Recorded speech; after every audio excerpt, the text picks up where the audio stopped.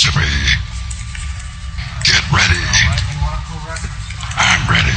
I don't care who you are.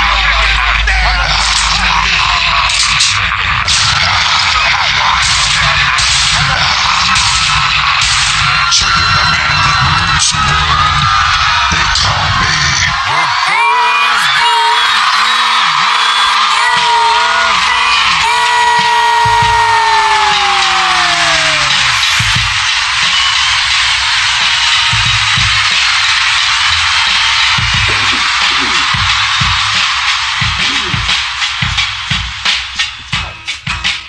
What? Ouch! What happened? Just coughed and hit, made like the top from the top of my bottom of my ear on my neck Look at your down mic. to under. Act down like a to goddamn underneath. professional. Shut up. Look how I'm holding it. Look. Yeah. So I lean. Because I can't lean that way because I coughed so hard that it hurt from the top of my neck to like the bottom of my hip. So you coughed and hurt yourself? Hurt like a whole big old nerve down the side of my whole body. Yeah. Let me adjust my mic here. Somebody needs a little exercise. Ladies and gentlemen, it's a Thursday evening overdose, February 12th, 2015. Thank you very much for joining us. Not only is it, it's also Abraham Lincoln's birthday. Is it really? My phone, because I was seeing how late we got started. That's some it says useful it right information. There you go. there. Lincoln's birthday all day. Just in case you forgot. Yeah. Go out I didn't even and, know until just now, until I just saw that. Go out and buy the traditional items that we all know what you do on Lincoln's birthday. No Yeah, reason to swallow get into 10 it here. pennies, Nah, drink come them with a glass of water. No reason to get into it now. What everybody knows the traditional Lincoln parties we all have. Yeah. What a stupid. That just really just highlights how dumb the fucking oversaturation of information gets. Like now something pops up on your phone. Okay, what's this? Oh, it's Lincoln's birthday. Now that makes your brain take up a small part of its energy going, okay, well, what am I supposed to do? What am I supposed to do? Yeah. Well, I guess if you went to school, you'd know about this for like a week, 2 weeks coming up. Like, hell yeah. I don't think, no school. No, because it's just they combined it all to President's Day, remember? You used to get a bunch of shit off. By the time we were done with school, all that shit was over. They combined it all to President's Day. Because you used to get Washington's, used to get like 1 day a month, right? Lincoln's, Something all like kinds that. of birthdays off. And they started saying, this is ridiculous. This is too many days off. Too many days off from the forced detention, fucking, what do you call it? Compulsory service? The forced detention mind control campery. Too many days off. School sucked dick anyway, dude. It was the worst. I'm still mad about school. Do we talk about this every week? Or I don't think we talked about school before. I feel like this is all we we talk talk about school? I don't know, because I don't know. I just think about all those fucking times, that you're sitting there just like, you're wasting time. I think we have talked about this before, but it was the waste of time that, they call your education. It's really just free babysitting, fucking, and indoctrination was the word I was trying to fucking Free babysitting. find before. Yeah. Not when your kid's 12. Then that's- then it's weird. That's when it becomes weird. But that's why parents don't, because everybody hates school when they're a kid. And the reason that people don't then do anything about it when they're adults is because anyone with kids is really enjoying the fact that their kids go away for 8 hours a day and are taken care of. But most of the supposedly. time they're working, right? And not everybody. Who knows? I guess the ones that don't work, of course, be like, hell yeah, it's free babies. Not free. It'd Well, be like and- $200 or something and for if you're registration working- books or whatever. Sure, That's but about then if you're working, you don't have to, you don't have to find a babysitter or whatever. You got the school. They're there. I think every that's day. how they did it. That is. That's how they did it. They were like, all right, women are working now. Let's give them free babysitting.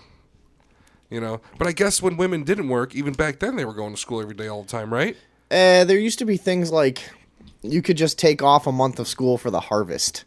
I always read that in old books. Like, well, Jebediah's got to leave for the harvest for the month, so he's done with school for this year. I mean, school used to be looked at as more of a thing that you were privileged to do, What are you doing? That's not going to help you. Is that going to help me? What are you trying to do? It has to be pitched back. Okay, well, you know how to adjust the stand, right? There you go.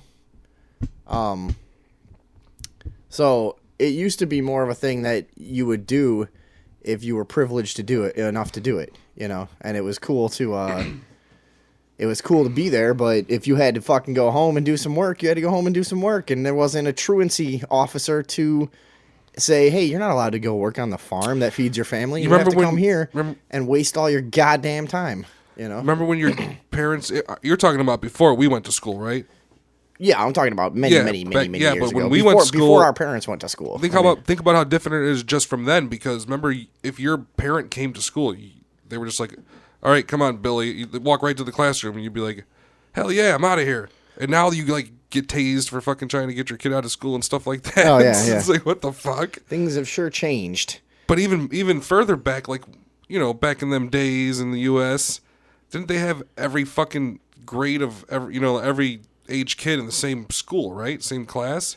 I think it was kind of like a learning center. Just come here and learn and shit. Well, yeah, in like the 1800s and early 1900s, it was just, it was like, hey, we've got a teacher in town. They'll work, you know, separately with all the different fucking kids of different ages, and that was just how they got by. It was, I mean, it was one room. It was more, it wasn't this requirement, you know. It was like good if you went to school.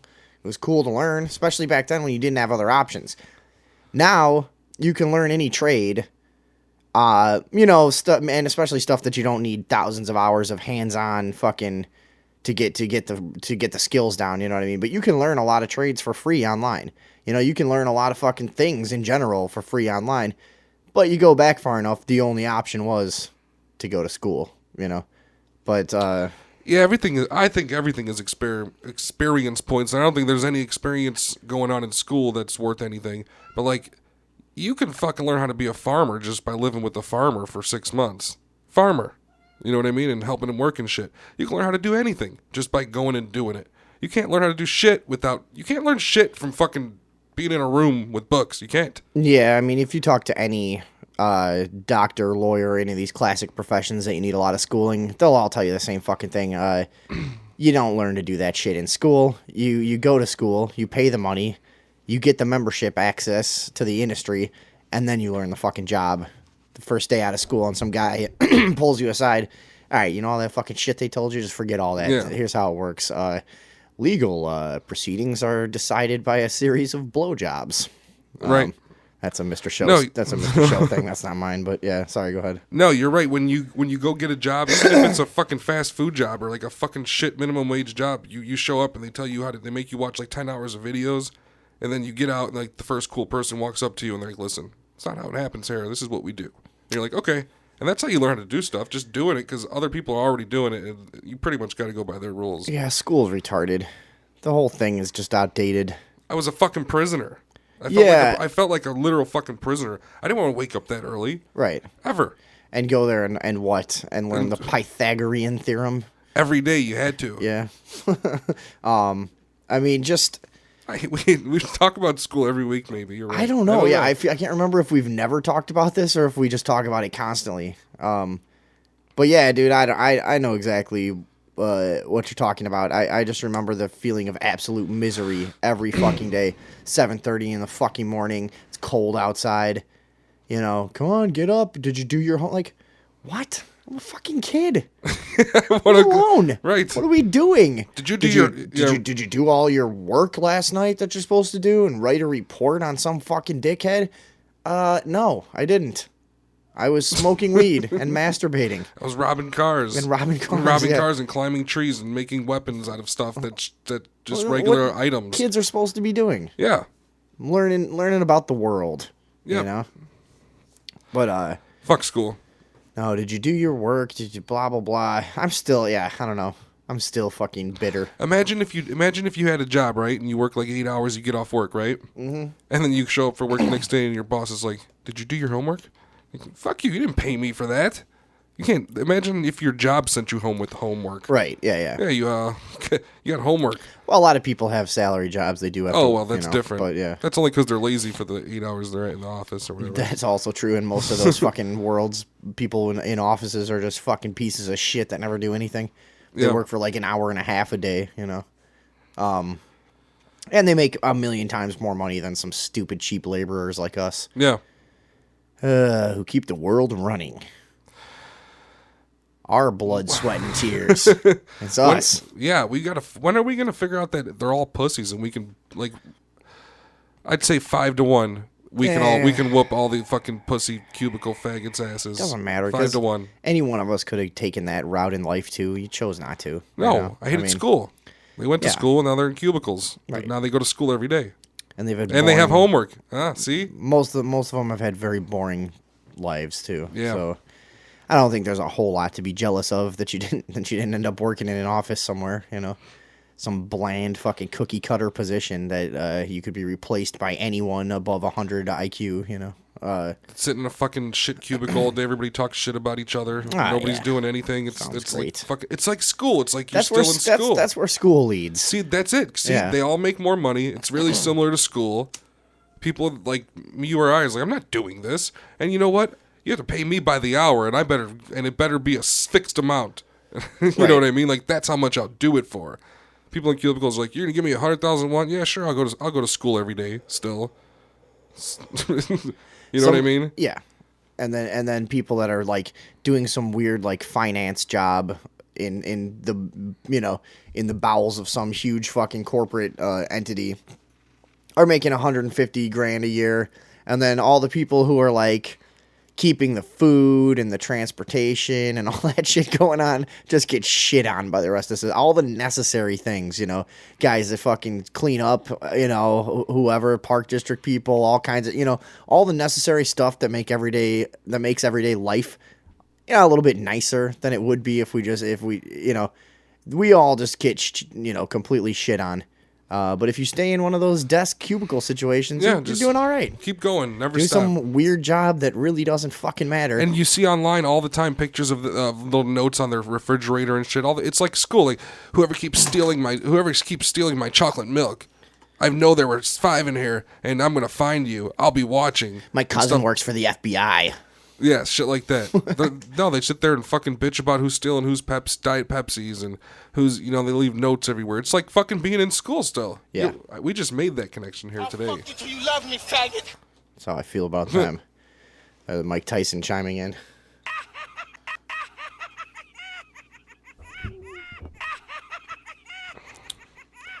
You hear that laugh? Somebody's laughing outside.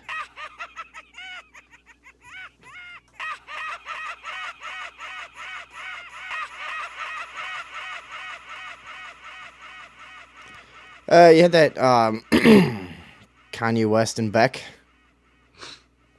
You saw that. Yep. Now, I try to ignore that little fucking... what does he even look like? He really...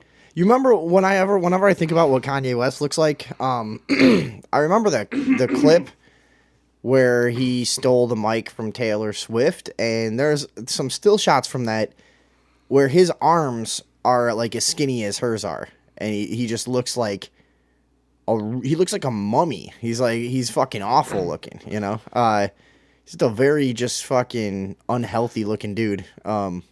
What? Why did they let him in those places? Like, dude, don't let that guy in here. He's always ruining the show unless it's part of the show. Of course it is. I mean, there's that the whole thing is. I mean, what they're losing. Institutions like that are losing their stronghold on public perception anyways. Like I gotta think less and less people are giving a fuck about the Grammys as time goes on, right? I mean, at one time you had very few choices for entertainment. There were very few channels, and everybody watched the Grammys, and everybody watched the Emmys, and everybody watched Saturday Night Live, and everybody watched... I think you're right. You know what I mean? And as time goes on, the public's attention is divided further and further. So they gotta have stuff like this going on to get people back into the fold. Because I still, even though...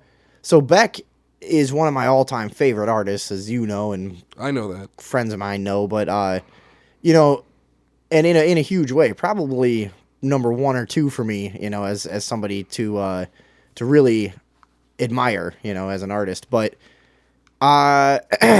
even so, and the rumors that he was getting the Grammy for Best Album and stuff were out. Before it happened and whatever. But I didn't watch. I don't give a fuck.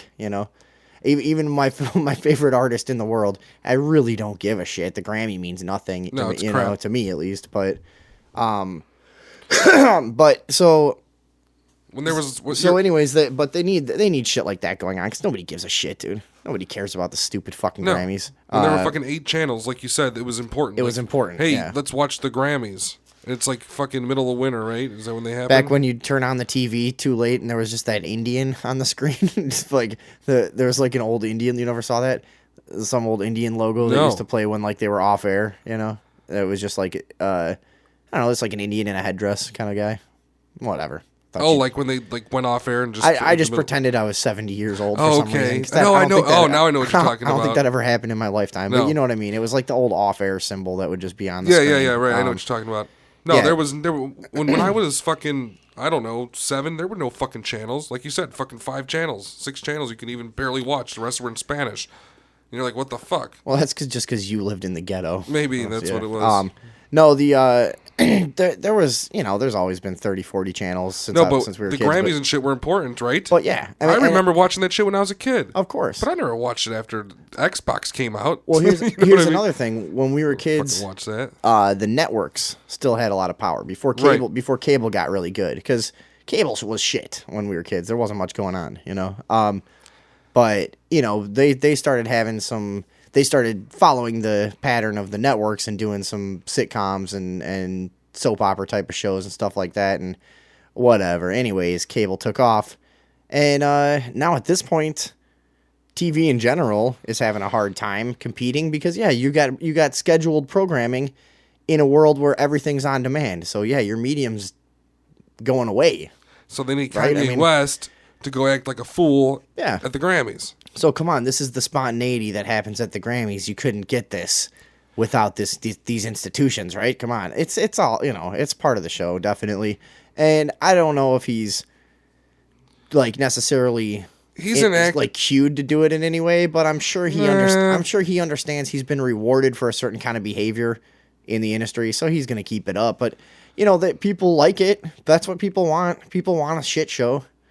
That's what I don't give a shit about the guy. He's a fucking retard. I'll tell you that. If he's serious, it's particularly insulting to say like, Beck needs to respect artistry.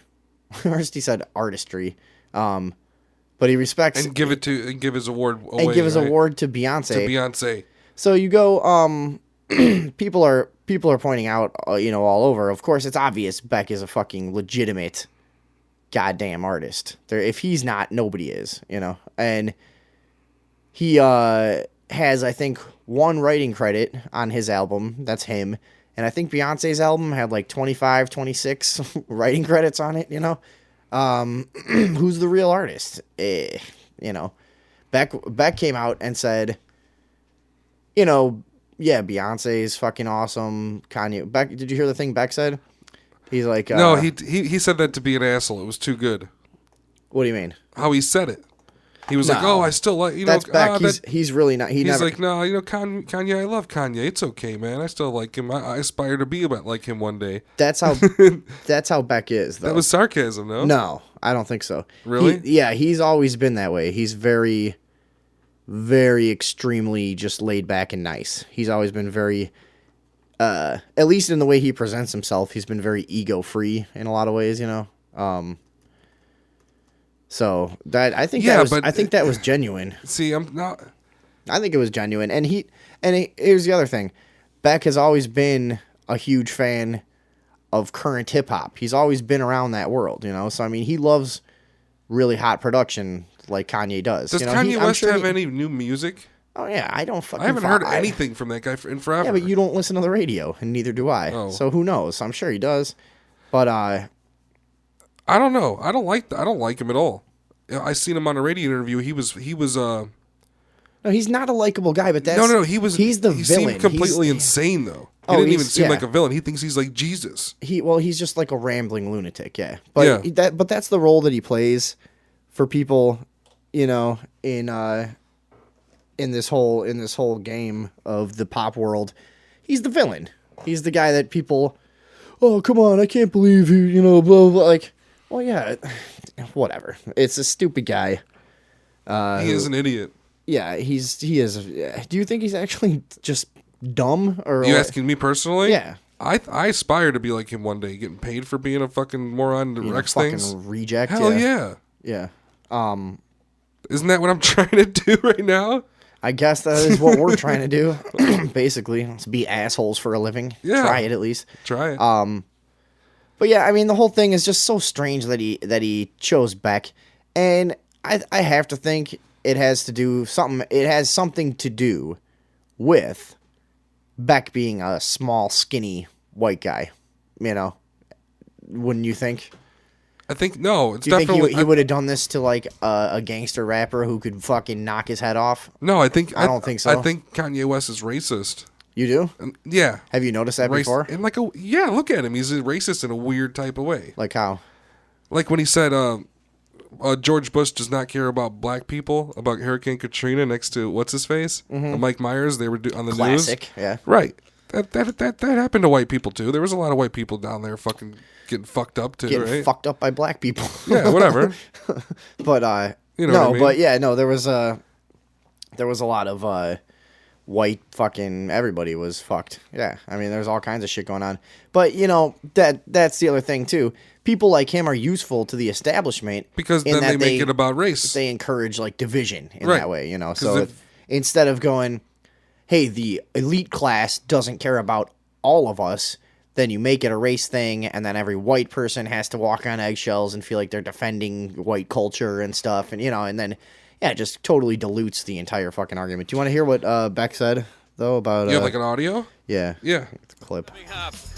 I mean, he deserves to be on that stage just as much as anybody, right? How many great records has he put out in the last 5 years, right? Beck clearly has no hard feelings following his Yeah, and Beck's a trippy dude. He's not the kind of guy that goes like, "Hey, it's my stage." I believe him when he means that. He's a trippy guy. That's the way he thinks. Hey, come on, man. He could be on stage too. I mean, he's a star. Why not? You know, like he's not a ego driven guy. I don't think. You know. Okay. Keep playing it. There's Yeah, more, Album right? of the Year Grammy. We're playing. This is the Inside Edition version. Sorry. When the rapper Grabbed this accidentally. onstage protest. We're playing the whole moment again. See, Beck. I need some help.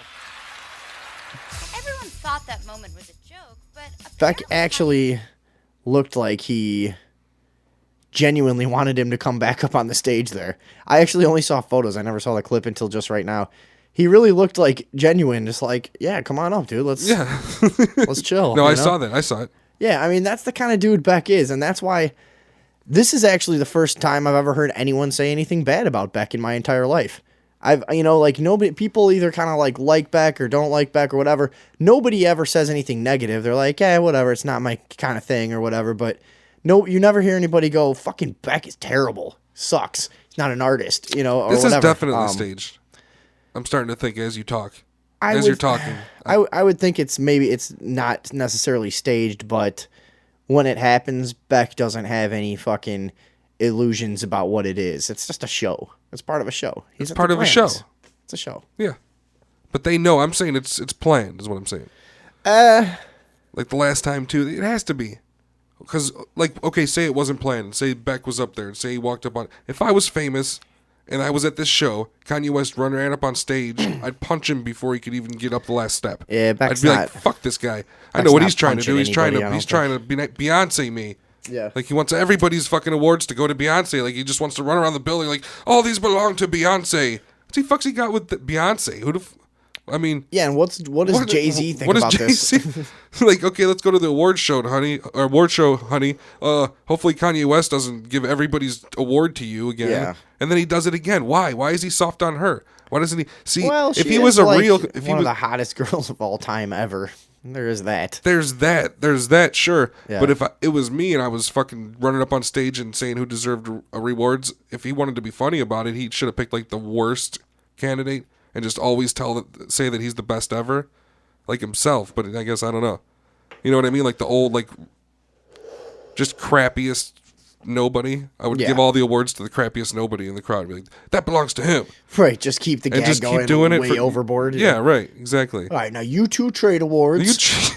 Now you're getting it. And You two trade awards. you take that tie off. You take that tie off. Dude, what You a- two fight to the death. What a buffoon, though. I have heard him on I have heard him get interviewed on like hip hop fucking podcasts and all this shit. He does always come across. You know what he sounds like when you are at the train station and you meet some like old hippie who tries to like talk to you about, you know, something he's trying to convince you of, but he's just using a bunch of weird fucking trippy circular logic that goes nowhere. That's what Kanye West sounds like. He sounds like a street derelict when he talks. He sounds like a fucking homeless person who's trying to grift you for money. You know, he's like, just has that really fucking detached. You know what I mean? He'll just, yeah. He'll just keep seen him persisting on and a, trying to justify anything he says with there's no logic to it at all. And you know, he clearly just wants to say something over the top at all times, and it's just a gig. But he doesn't even do it right. It's his gig. That's all. I don't care. I don't care. He doesn't even do it right though. All the time he's trying to go over the top. He doesn't do it right. Well, what do you mean? I don't know. He just doesn't do it right. He's kind of like lame. He's kind of like old now. He's just kind of like a weird thing, like a weird person image. As images, he's like old. You know what I mean? Like, I don't know what you mean. I don't know. He just looks like a weird old thing that talks like an idiot. I don't understand why he wouldn't be doing this. Remember when he was younger? He didn't do that shit when he was like first coming out and shit, and his stuff was kind of like all right. You know what I mean? And now he's been in the game for like fucking, now he's like old, like what is he, like 30, 40 or something? He's probably 40. Yeah. He's like 40 something. Yeah. And he's like trying to act out now with like, what the fuck? Well, Dummy. You're supposed to do that when you're young, when you can actually kick people and stuff. I don't know. I'm sure he did. Nah, I don't think so. I don't know. I'm sure he did, but who gives a shit? I don't give a fuck about him anymore. Do you think he ever got banged in the ass to get his record deal? Oh, he is one of the Illuminati guys, right? Do you With think all he's always doing the hand signs and shit. Yeah, he probably did get fucked in the ass. I think he had to get gay raped. Yep. There's this article about this guy, Starship God. You ever heard of him? No. Starship God? Yeah, me either. All right, rapper Starship God, who claims to be affiliated with Rich Gang, is making waves this morning after he uploaded a video to Instagram in which he claims he let Cash Money head Birdman fuck him to get a record deal. In the ass? Like fuck him or like? Yeah, right in the butt, I think. Really? And yeah, it says, let's see. But anyways, Birdman, all right, in the clip, Starship God very candidly states, but anyway, yeah, Birdman fucked me. Fucked me in the ass for the deal. I'm gonna be real. I sucked Birdman's dick. Say what now? That's what this article says. Birdman's been plagued by gay rumors since the early 2000s.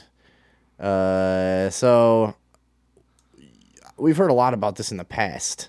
This is like huge in the world of famous rappers. It's like people claiming like, you know, there's like gay orgies you got to be in with fucking Dr. Dre, you know, Dr. Suge like, Knight and shit. Yeah. And that, you know, this is a really common thing for like high level rap superstars. What do you think? You've seen a lot about this, You have to be right? raped and shit. You have to be like fucking gay raped, or they just have to gain control of you somehow. You know what I mean? And like, so you can be in the club. they That's the talk- theory, well- is that there's a club. It's all Baphomet, fucking Illuminati bullshit. and they you talk know? about that in politics. It's like they need also dirt on you. They Dirt, need, yeah, you know, in order they need videotapes of you getting fucked in the ass to make sure you stay under control, you know, Yeah. and do what they want. See, that's probably how it happened with the Kanye West thing. Like, hey, run up on stage and say that ward belongs to her. And he's like, no, I ain't doing that. Like, hey, I got a tape of you getting fucked in the ass by me, and you better do it. You know what I mean? They probably just control everything through that. Right. You can right. tell anybody to do anything anytime that you want to. If you had a videotape of me you fucking me in my ass, You'd be cleaning my fucking house I'd right be now. cleaning your house right now. Yeah. Exactly. That's what I'm saying. I'll do anything. I'll fucking go outside and fucking get hit by, jump in front of a car for fun. You know what I mean? Once you I have think of all that, that's a kinds lot of of shit, leverage. You know what I mean? No, it is totally. And, you know, like I said, it's not like there's any shortage of these fucking stories everywhere, from Hollywood to hip hop to politics to fucking, you know, who knows what else. This is a really common story in a lot of high profile areas of different industries. I Dude, guess, didn't you know. Tupac say he refused to get fucked by somebody, and then he talked about it, and then they killed him? I don't remember. That's another theory about why he's dead, because he fucking That sounds familiar. Yeah, he said like Suge Knight or one of them guys was like, "Listen, I'm fucking you," and he's like, "The fuck you are," you know what I mean? Right. He really fucking. Then he said something on camera about it, and then he was dead shortly after. They say that's one of the reasons. All right, you want to hear this, kid? Starship God. Yeah. Yeah, a lot of niggas hate because I'm a motherfucking rich gang and shit. And you niggas keep trying to test me. Y'all keep trying to test me. Keep trying to see if I'm under the 5 and shit. But anyway, I was on Media Takeout on World Star and shit. Yeah, Birdman fucked me. He fucked me in the ass for the deal. I'm gonna be real. Birdman fucked me for the deal, man. I suck Birdman dick. Rich gang. This shit on my motherfucking face. She over there dying. I fuck Rich gang I fuck Bird for the deal. That sounded like a joke to me. Did he say I sucked his motherfucking dick? Yeah. Sounds like he's being sarcastic. Yeah, it sounds like he's saying like all, you people who are fucking making these claims. Oh yeah, sure. That's what happened, I don't know anything about this fucking dude. I just saw the article while we were talking about this. Yeah, if I ever get famous, I'm gonna fucking, if I ever hear like a vicious rumor about myself, guess what? I'm just gonna admit it all, just like that. But like everything, like heard he got his arm blown off, and I'd pretend like that. I got my arm blown off for like a month, or as long as I could get away with it. Just anything. I'd fucking just buy into all the rumors and just be like, yep, that's true. Heard you got your dick cut off. Yep. It's horrible. I'll make up a story. I don't know. A lot of people commenting on this seem to be taking it seriously, though. But why? See, it's hard for me because because he's talking so fucking slang. He said something about the 5. I don't know what that meant. Yeah. What was he saying? I have no idea. See, I couldn't understand. Had the first half, so I don't even know. I'm down. They want me down with the 5, and then I don't know. Right now, a lot of people are taking it seriously, and then a few people are really angrily saying it's a joke. So I don't know. I don't know anything about this fucking dude. Seems like a weird thing to make a joke about. Though. All right, I got a question for you. What? So you get a call from No, we're not doing this. What? You get a call from Suge Knight. He's like, I want to fly you out to California for a record deal. And you get there, and he's like, listen, you gotta suck my dick. What would you do? And he's like, I don't know. like, he had a check. The check was worth like, he was like, here's a $10 million check. He's like, you want the deal or not? What? All right. How much do you think Suge Knight's dick is worth if you bite it off and try to sell it? See, there's the question. Is it worth more than $10 million? So I'll have to get back to you on that. Okay. No, I don't know. I mean, that is one of those things. It's like a lot of people would say yes. I'm sure a lot of people are like, well, fuck it. I know this is not what I wanted to do, but it's $10 million, and you know what I mean? It's like one of those things, like, and I'm sure they do it like cops too. They like put a bunch of they do this thing like, are you gonna fuck do it or not? Like, you could just walk out right now. You want to fuck out? You want me to call security, take you out, and they got to make the decision like right there, and they're just like, do I want to become rich and famous? Like, all right, fine. I mean, I could see it happening. And I'm sure it does happen. I'm sure it does happen a lot. Or maybe the bird they're talking about the Birdman, right? Yeah. Maybe he is like just one of the faggot like kingpins, a rap kingpin, but also he's a weird fag, and he just goes around like, you want a record deal, and then he like gets his dick sucked by all these dudes, and then he just like never calls them again. Yeah. Well, no, I mean, and that's like a big, Hollywood agents are famous for that shit. Yeah, they do that shit. Well, they're famous for that shit in movies. Sure, which is probably a reflection of reality. Yeah, right. Because right, but I wouldn't say that I wouldn't do it, but I'd be making people do ridiculous things, like not suck my dick, but like, I don't know, follow me around screaming something like a retard or something. Well, the thing is, I'm sure it starts with that. It starts with like, oh yeah, I got this guy to fucking take my car to get it washed, and he went and picked up lunch every day, and then it just slowly grows into like, I'm fucking this dude in the ass, dude. Fucking this guy right in his ass, and he doesn't even like it. He hates it. He hates it, and I just make him do it.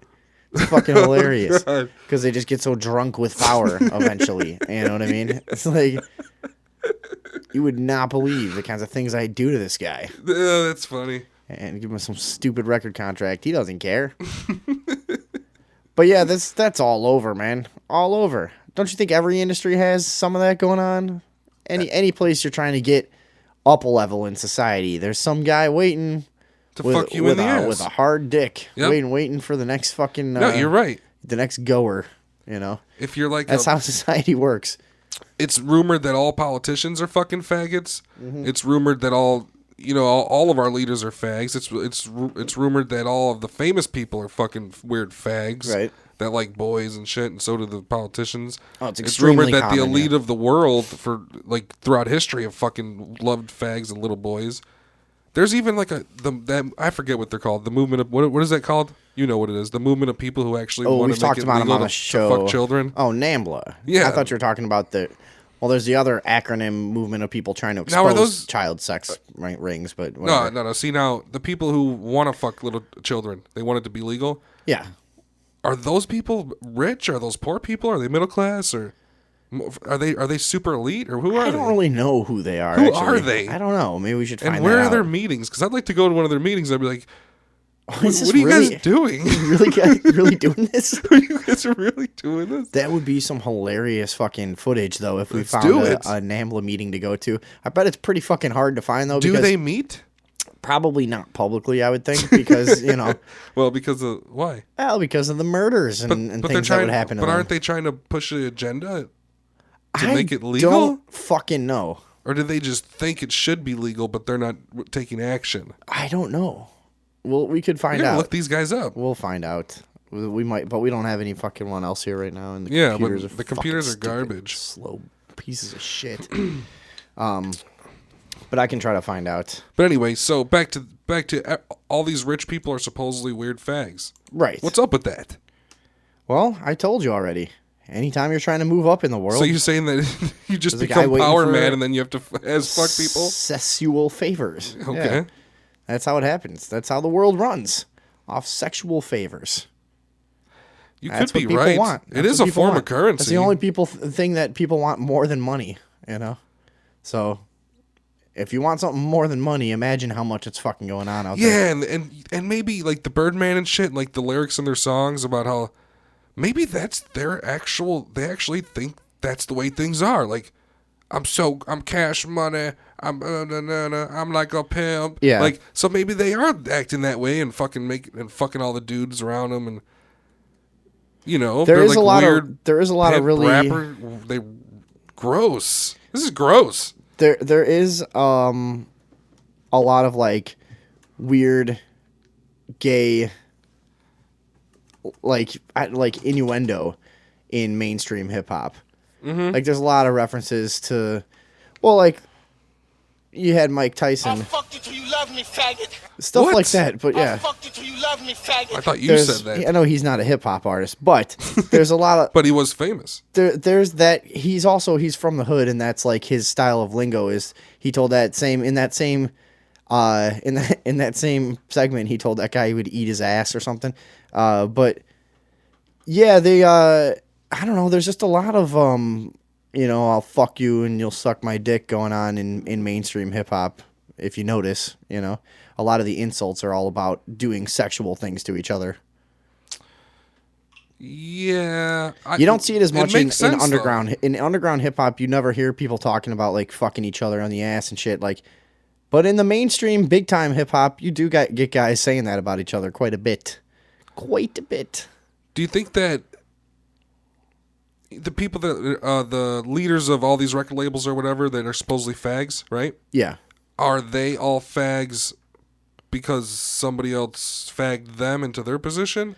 Yeah, they probably just that how it works? They probably just understand it's like gay sex is like currency in that fucking world. It's currency? Yeah. That's just how they got to get things I'm done. saying, do you think there's like some government agency that fucking would place all these guys in power and then make them fuck people in the ass, or like some secret society agency, or do you think it's a thing? I go back and forth on that. I think that to a certain degree, Or you think they're I think individual secret, weirdos? Is what I'm secret asking. societies naturally form anywhere that there's like a lot of money and power available, and I think people naturally form secret networks behind the scenes to preserve their power and the power of the people that agree with them. So yeah, I mean, to a certain degree, there's definitely Is it the Illuminati thing? I don't know. Maybe. Yeah. Is that what you're getting at? Yeah, that's what I'm getting at. Is The there North, white people behind it, is what I'm saying? 'Cause all these people happen to be black. I guarantee you there's a Jew towards the top somewhere. That's what I'm saying. Yeah. But the North American Man-Boy Love Association. Okay, see my I found computer. their Wikipedia. It's a pedophile and pederasty advocacy organization in the United States. It does work to abolish age of consent laws, criminalizing adult sexual involvement with minors, and campaigns for the release of all men who have been jailed for sexual contacts with minors that did not involve coercion. So, basically, they're claiming, hey, this is okay as long as the fucking kid is okay with it. Some reports state that the group no longer has regular national meetings, and that as of the late 1990s, to avoid local police infiltration, the organization discouraged the formation of local chapters. Around 1995, an undercover detective discovered that there were 1,100 people on the rolls. As of 2005, a news report stated that NAMBLA was based in New York and San Francisco. So they don't know a ton about it, I guess. The website, the NAMBLA website, states it's a political, civil rights, and educational organization whose goal is to end the extreme oppression of men and boys in mutually consensual relationships. According to NAMBLA, some of the organization's primary positions are supporting and promoting man-boy relationships. They hold that when consensual, these relationships are not harmful or child sexual abuse. One study they cite is the controversial Rind et al. Paper. I'll look what that is. But the age of consent reform, what NAMBLA describes as empowerment of youth in all areas, not just the sexual. Well, they seem like it seems reasonable. So I think it's interesting. Do they have a phone number? Probably not. Can you email them? Do you think if they had a phone number, all that would happen, there'd be 600,000 videos on YouTube of people prank calling them. that would be all that would happen with their phone number. Is I find it what they're interesting. doing illegal? Well, I don't think simply advocating for changes in laws could be illegal, but I think when they're fucking boys, it's illegal. Or getting blowjobs or hand No. jobs. Let's say they're not. Doing. Let's say they're just saying we wish the laws were this way. Yeah, then they could do that. I think, but You can do that. yeah, I think so. I think there must be. I don't know, because it gets into the area of now you're a target. So like. You know what? I think you're allowed. I don't know. I think it could. That's cause, like one of them non-laws, though. It is the kind of thing that could cause a lot of violence. Is the only thing I think. But I don't think that there's anything illegal about advocating to change laws. I just don't think. I don't think there is. But this study that they cite, the Rind, I don't know how you're supposed to really say this. ET space AL at L. Whatever, RAND space ET space AL controversy was a debate in the scientific literature, public media, and government legislators in the United States regarding a 1998 peer-reviewed meta-analysis of the self-reported harm caused by sexual abuse, child sexual abuse. The debate resulted in the unprecedented condemnation of the paper by both houses of the United States Congress. The social science research community was concerned that the condemnation by government legislatures might have a chilling effect on the future publication of controversial research results. So, you lost me a long time ago. What do you mean? What are you talking about? A document that went into the Congress? It was a debate in scientific literature. Okay. Blah blah blah, and yeah, the debate resulted in the unprecedented condemnation of the paper by both houses of the United States Congress. I don't know in exactly what capacity, but the study's lead author is Bruce Rind. So they're studying basically the specific effects of child sex abuse on the victim is what they're doing, and apparently the study minimized, I guess, that's what I'm going to go to the findings, but so this is the study, but listen, this is the study that NAMBLA uses to justify their position. So it must have found that this stuff wasn't harmful to the kids, and that's why Congress freaked out. How do you carry out an experiment such as that without by gathering information from victims? Okay. There's plenty of They weren't child sex testing, abuse right? victims. Yeah, I guess you're right. In 1997, this study, let's see, I'm getting to the findings here. I'm trying to do this on the fly. So they want these guys, and you said there's more than 1,000 of them, right? The NAMBLA. Earlier on, you said there was. They like said in the late 1,000 90s there was over 1,000. Well, there could be millions now. Yeah. I don't get this. I don't understand how they would. Do they have representatives? Do they send documents? Do they do everything through the mail? Because I don't see how everybody isn't beating those guys up. Well, I'm sure they do get beat up when they get discovered in their local neighborhoods. I'm sure it's fucking happened, but hold on. They must have started internationally where you're allowed to do that. Okay. Basically what this study said, they rejected the term child sex abuse and suggested a variety of different labels for sexual contact between adults and non-adults based on age and degree to which the child was forced or coerced into participating. They concluded with a discussion of the legal and moral implications of the article, saying that the wrongfulness and harmfulness of sexual acts are not inherently linked, and finished with this statement. The findings of the current review do not imply that moral or legal definitions of or views on behaviors currently classified as child sex abuse should be abandoned or even altered. The current findings are relevant to moral and legal positions only to the extent that these positions are based on the presumption of psychological harm. So basically they're saying, look, there's no such thing as child sex abuse as one blanket fucking term. They're saying this happens to all different degrees and to different, obviously there's horrible things going on, but then they're saying there's also stuff that's not so harmful. So, like people who convince children to have sex with them? Is that? I would think that there's a big difference between like fucking a 7-year-old against their will and getting a hand job from a 12-year-old who is curious and kind of wants to. You know what I mean? Like, so I think that's basically. Yeah, what I know saying. what you mean. Yeah, and and to. Right on the surface there, I don't see what's all that wrong with that, because it is.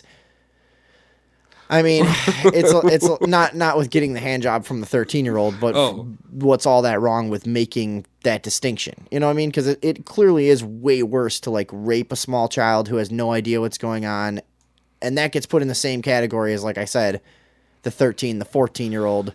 Who kind of does know what's going on, and then, as much as we want to protect kids, and you don't want to you really don't want to have. You talking about like the 18-year-old kid going to jail for the 14-year-old No, girl or that he goes just- to the same school with, jagging him off? Sure, or right, okay. There's an example, a good example. But nobody really gets too mad about that. But even say it is an adult, and say he is a creep and whatever, should it be the same exact crime as like I said, like raping a small kid? No. You know what I mean? So yeah, I mean, but still, it doesn't like.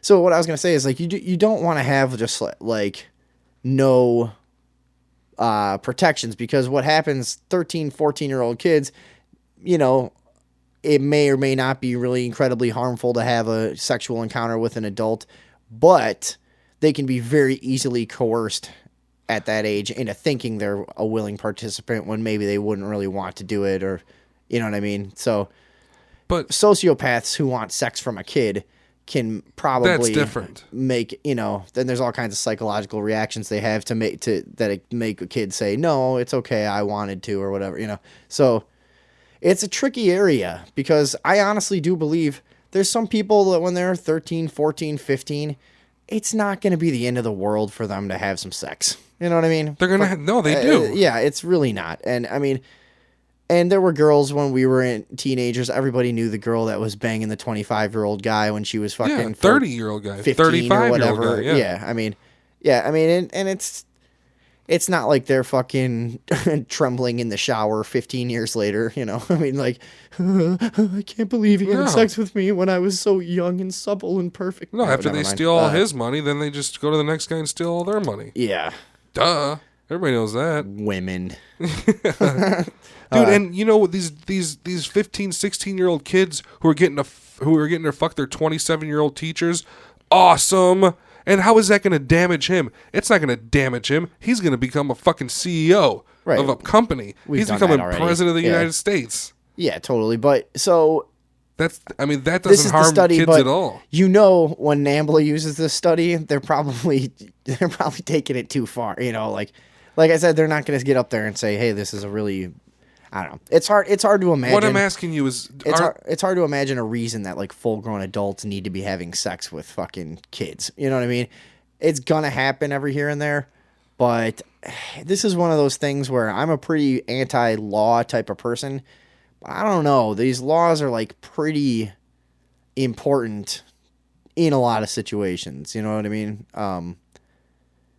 I think there's a lot of situations that kids are getting hurt, you know, by being coerced into sex at too young of ages, because it can be. And then people get, you know, people who are damaged early sexually, psychologically, with, you know, about sex and stuff. They're gonna have a hard time having meaningful relationships later. I mean, it leads to years and years of fucking torture in all different ways, you know, when you kind of ruin sex for somebody. So I mean, this stuff is really important. Yeah, but doesn't television just repair everybody's sex drive?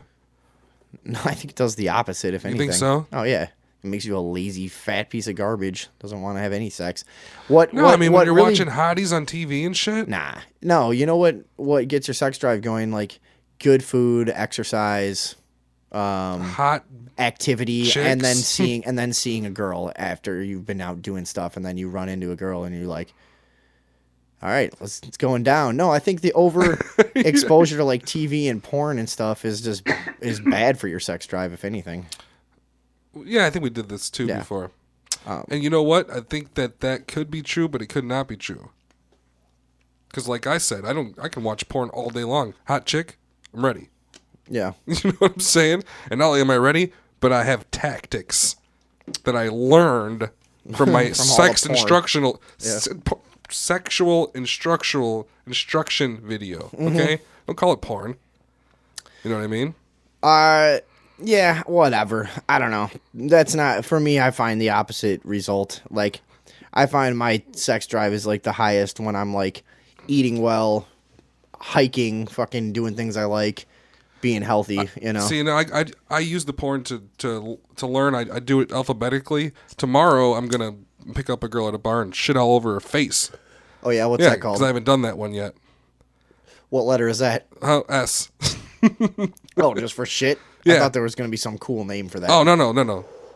Yeah, and then I'm just gonna keep going through them until I've tried everything. Can't wait to get to zebra. What are you gonna do with this? I don't know. I haven't got there yet. I don't even know if it's a thing. How many other things start with Z? You know, speaking of weird sex stuff that happens, I hear so much stuff about like pissing. You know, like when you listen to like stand-up comedians and shit, they're all fucking weirdos and they do all kinds of weird sex stuff. And there's like all kinds of like guys that love getting like pissed on and stuff. I'm like, it's not an uncommon thing, but to the average person walking around, it's kind of just like you can't imagine it. Have you ever done anything like that?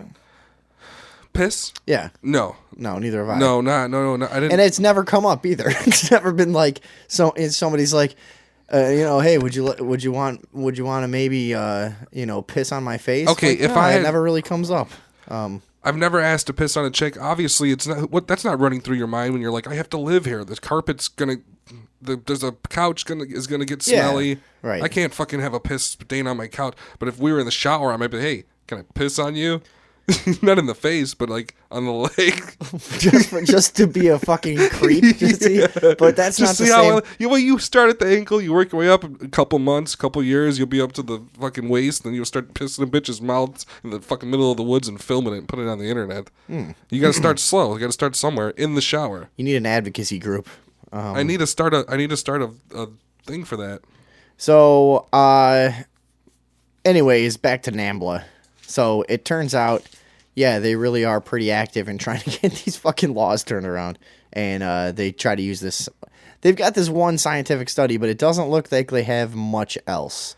And all that this study said was basically, look, there's some differences in the way that this stuff goes down. The study never said, hey, it's not harmful to get a hand job from a 13-year-old. They just said that's maybe not as harmful as some other things you could do, you know. You know what I would do? What? If I was them, I'd write a law that was like 10,000 pages, get it sponsored, get it in there, right? 10,000 pages, you know? Yeah. and then like the last line on it would be like, and starting with this law, every time you vote no means yes. Ha ha ha. So then they would fucking pass it by saying no, and then everybody can rape children. You know what I'm saying? Something like that. They won't read that. Something tells me that wouldn't work. Well, dude, even if it was legal, if the president said it's now legal to have sex with children, it's not legal because there's no law that... You don't need the law to have everybody on your block beat you up and burn your house down. You don't need that law. Right. Okay? It's one of those things that's just illegal because you just can't do it. Not because the government says so, but because you can't do that. So, you want to know something about the NAMBLA history? Yeah. In December 1977, police raided a house in the suburb, Boston suburb of Revere. 24 men were arrested and indicted on over 100 felony counts of statutory rape of boys aged 8 to 15. How do you fucking 8-year-old Statutory. And then call it statutory rape? Like, how the fuck? How is that just not actual rape? Maybe he got the 8-year-old to fuck him. Oh, okay. Yeah, see? Never thought of that. Come over here and stand up on this bucket, boy. Mm-hmm. Pull them pants down. Oh, that's so gross. Give me some of that thimble dick.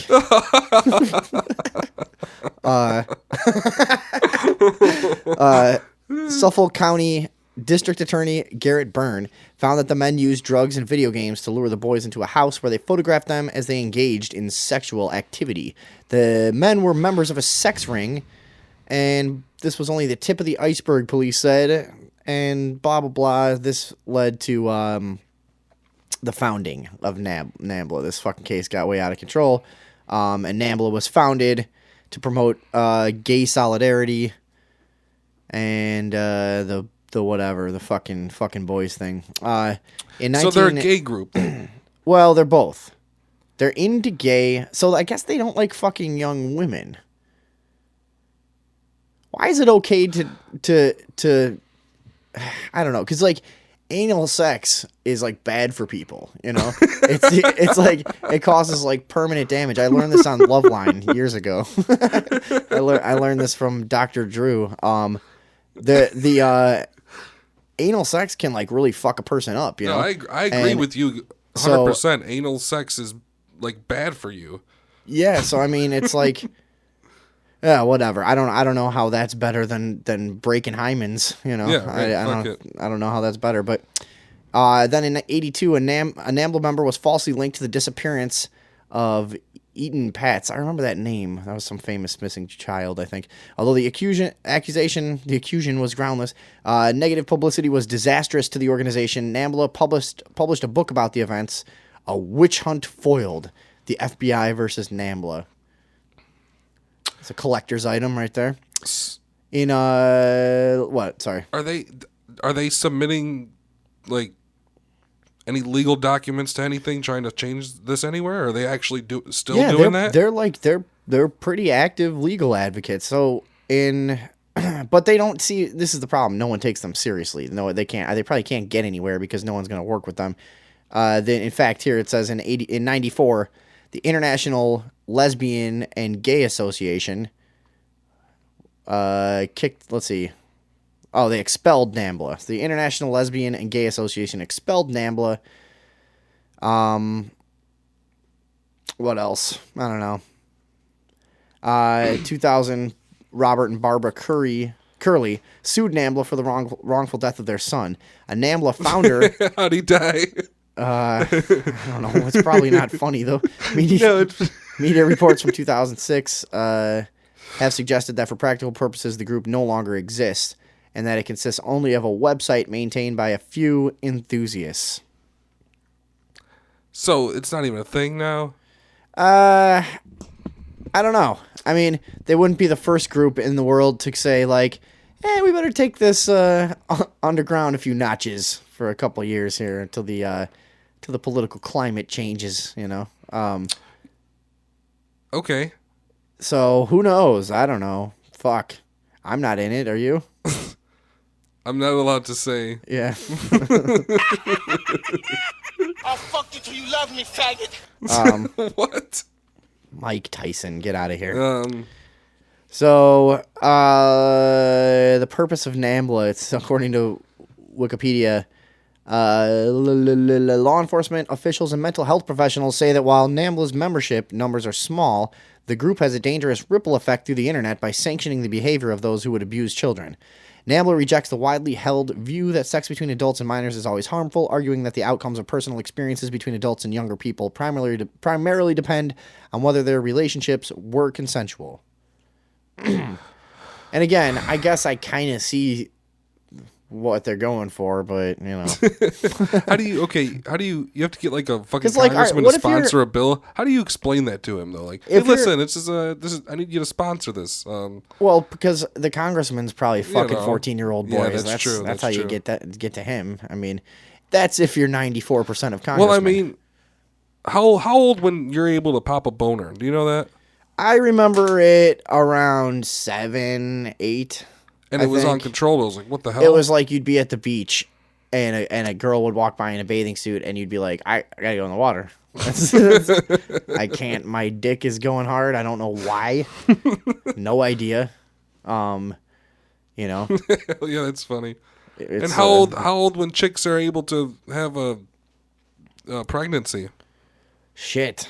I don't know. I mean, I think that's all different. I think girls go through their you know, 12, right? their maturing process at different times. Oh yeah, right. But I think there's probably cases where girls have gotten pregnant and fucking ridiculously. I don't even, you know what? That's something I don't even really want to look up. I'm sure it's been fucking 9-year-olds at some point, but No, you know, less you don't think 5. So? You think? Mm-hmm. Ugh, God, now we have to look it up. Don't I we? have to know. No, what do you, it's got to be like some Cambodian chick, or some. It's an islander, or so. Islanders Right. win all the freak fucking awards. Yeah. Like, you know what I mean. Gotta The live on tallest, it. the shortest. The, Well, when you live on an island, you can do all kinds of weird fucking. Yeah, right. Nobody's coming. they got. They don't give a they shit. got the youngest pregnant chicks. They got this guy turned into a tree. Nobody can hear you scream. But that's Those guys don't eat. this is a weird thing. We get into this a lot, but this is a weird thing about human nature. Where is it just this slippery slope where like anyone can start wanting to fuck kids? Because it seems to happen so much. You know, it's like, do you just go down the wrong path psychologically and end up that turns you on? You know, and it's like, because I mean, from small islands to fucking CEOs of major companies to politicians to now to rappers and fucking your local NAMBLA representatives and whoever. I mean, it's like, it's so common. So everybody everywhere just fucks children. Or, I mean, is it just a sickness that's like easy, that's not necessarily you're born that way, but you can be led down that path psychologically by certain circumstances? You know what I mean? Is that a thing? I don't see how it works out though. Like, how do you,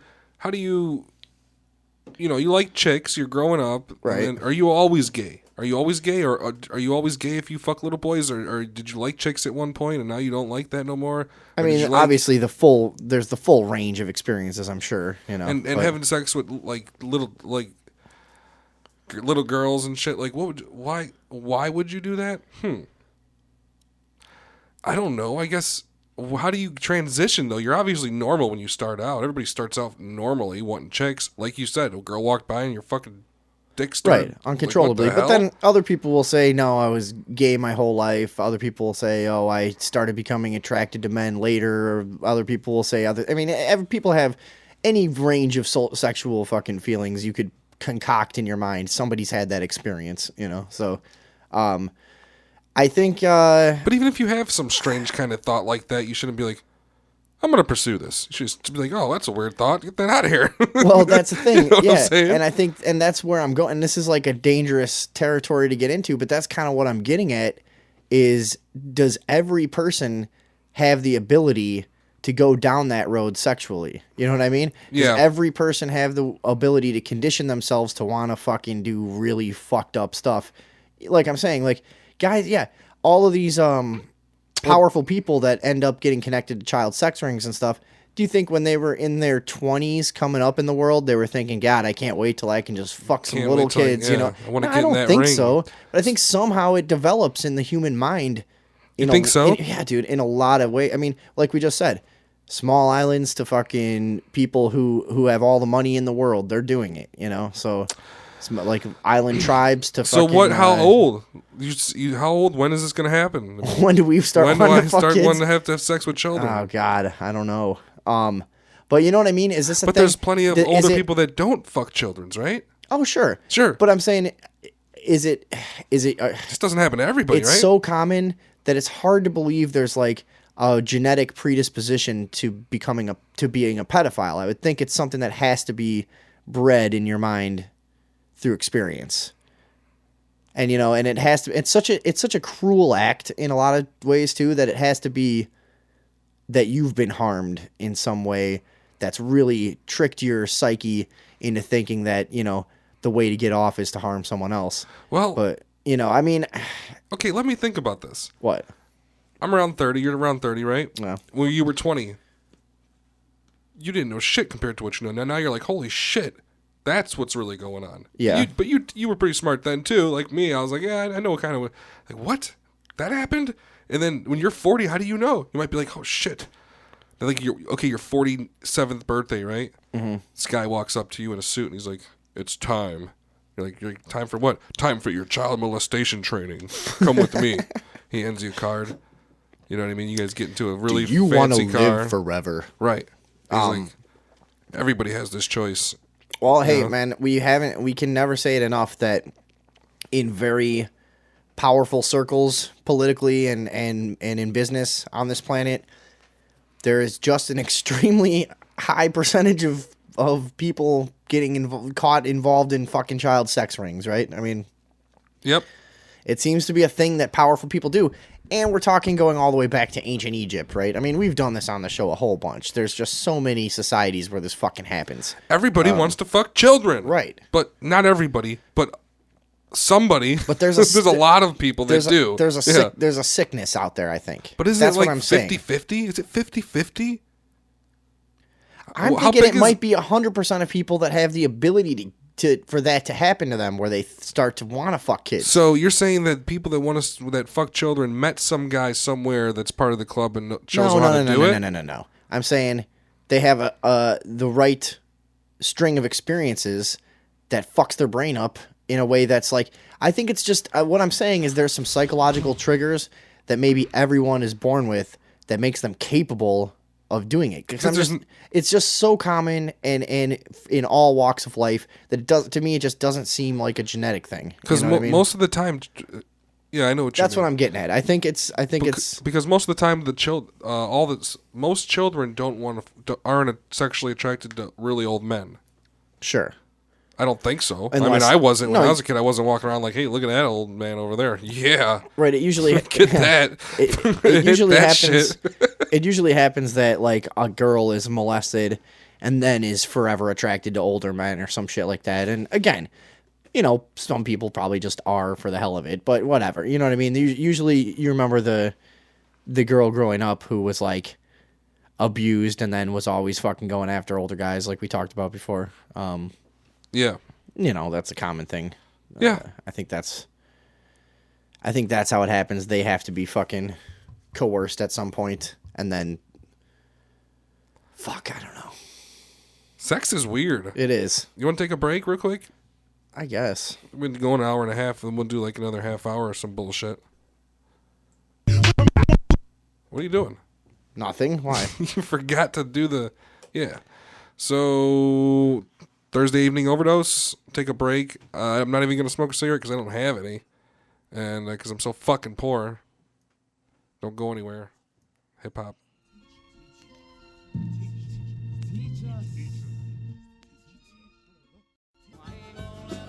All right, we're back on the Thursday evening overdose. Thank you very much for tuning in. Oh God. What? You know what I've been I'll doing? fuck you till you love me, faggot. What? No. I've been watching television. Believe it or not, I don't know if anybody who's listening knows, but I don't really have fucking TV. But since my computer's been acting like such a little bitch for like 2 days, 3 days. We're a very anti-television show. Yeah, I don't even have we've made that fucking clear. I don't have a TV at all for 2 years now, through whatever it is. Yeah. But my fucking computer broke, So now it's just like sit here and stare at the floor, or go upstairs and watch TV with the regular people. Yeah. And I did it, and I do it. Oh God! You know when you go like into a room with the regular people and they're watching TV and the conversation is just about some fucking what is it? It's always about a sports guy that they're talking about way too seriously, or the net one right now is Jon Stewart leaving the fucking Daily Show. Daily Show. But you know. Going into the room with the normal people is terrible. It is. And talking about TV stuff. It's like, listen, I want to go play on my computer and make beats and leave me alone. I want to engage with the world by myself. Yeah. And on my own terms. I haven't just been watching. I've been watching a few shows. I've been watching Family Feud. I've been watching The American Pickers. Yeah, that's okay. Yeah. If I had to pick something on Hulu, like when I'm hungover as fuck or something, you know, and you just want some dumb entertainment to rest your aching brain, I'll do some American Pickers once in a while. Yeah, you know how many knockoffs there are? Oh, a billion. Millions now. of. Yeah. It's like down south. What do they call that? Such a fucking stupid name. It's where hillbillies like in Mississippi. They Fake trade. hillbillies They buying trade stuff. things. No, they're like barterers, and they like trade things and make the. Oh, you know the what I trading mean? guys, and then they keep trading up and up and up and I've up and up. seen It's them. like Yeah, I got yeah, this hair yeah. washer, Yeah. traded it in for this And boat. they're all I took the boat, traded it in for a semi truck. Then I took the semi truck down. It's like, how did you didn't do that? But it's all just really fake, and Yeah, every nobody's doing that. time they meet with people, all those shows are getting really bad with the fucking staged meetings and shit. Even American Pickers does the thing. Well, we walked up and they weren't expecting us. Well, then why is there a camera behind the fucking guy as you're walking up? Piece of shit. But that's how dumb the average TV watcher really is. They won't think of that. They don't Those think basic things. They don't think the camera's there. They don't think about it like They that. don't think about If they the don't fucking, see him. He's not not there. only the camera, but there's fucking 3 or 4 guys with mics and doing audio and a guy doing lighting and fucking, you know. As a matter you're of like, you're right. As a matter of fact, I was watching American Pickers today, and I was thinking of that because we walked up the driveway and there's this old hillbilly and you could tell this guy did not want to see strangers on his driveway. No, Wa-na-na. it wasn't one of And the those. fucking camera angles behind the guy, like in his house. Yeah. You know? Like, it wasn't one of those. But they walked up on some like guy, old skinny man. He had like a million cars, and he had a big giant ass beard.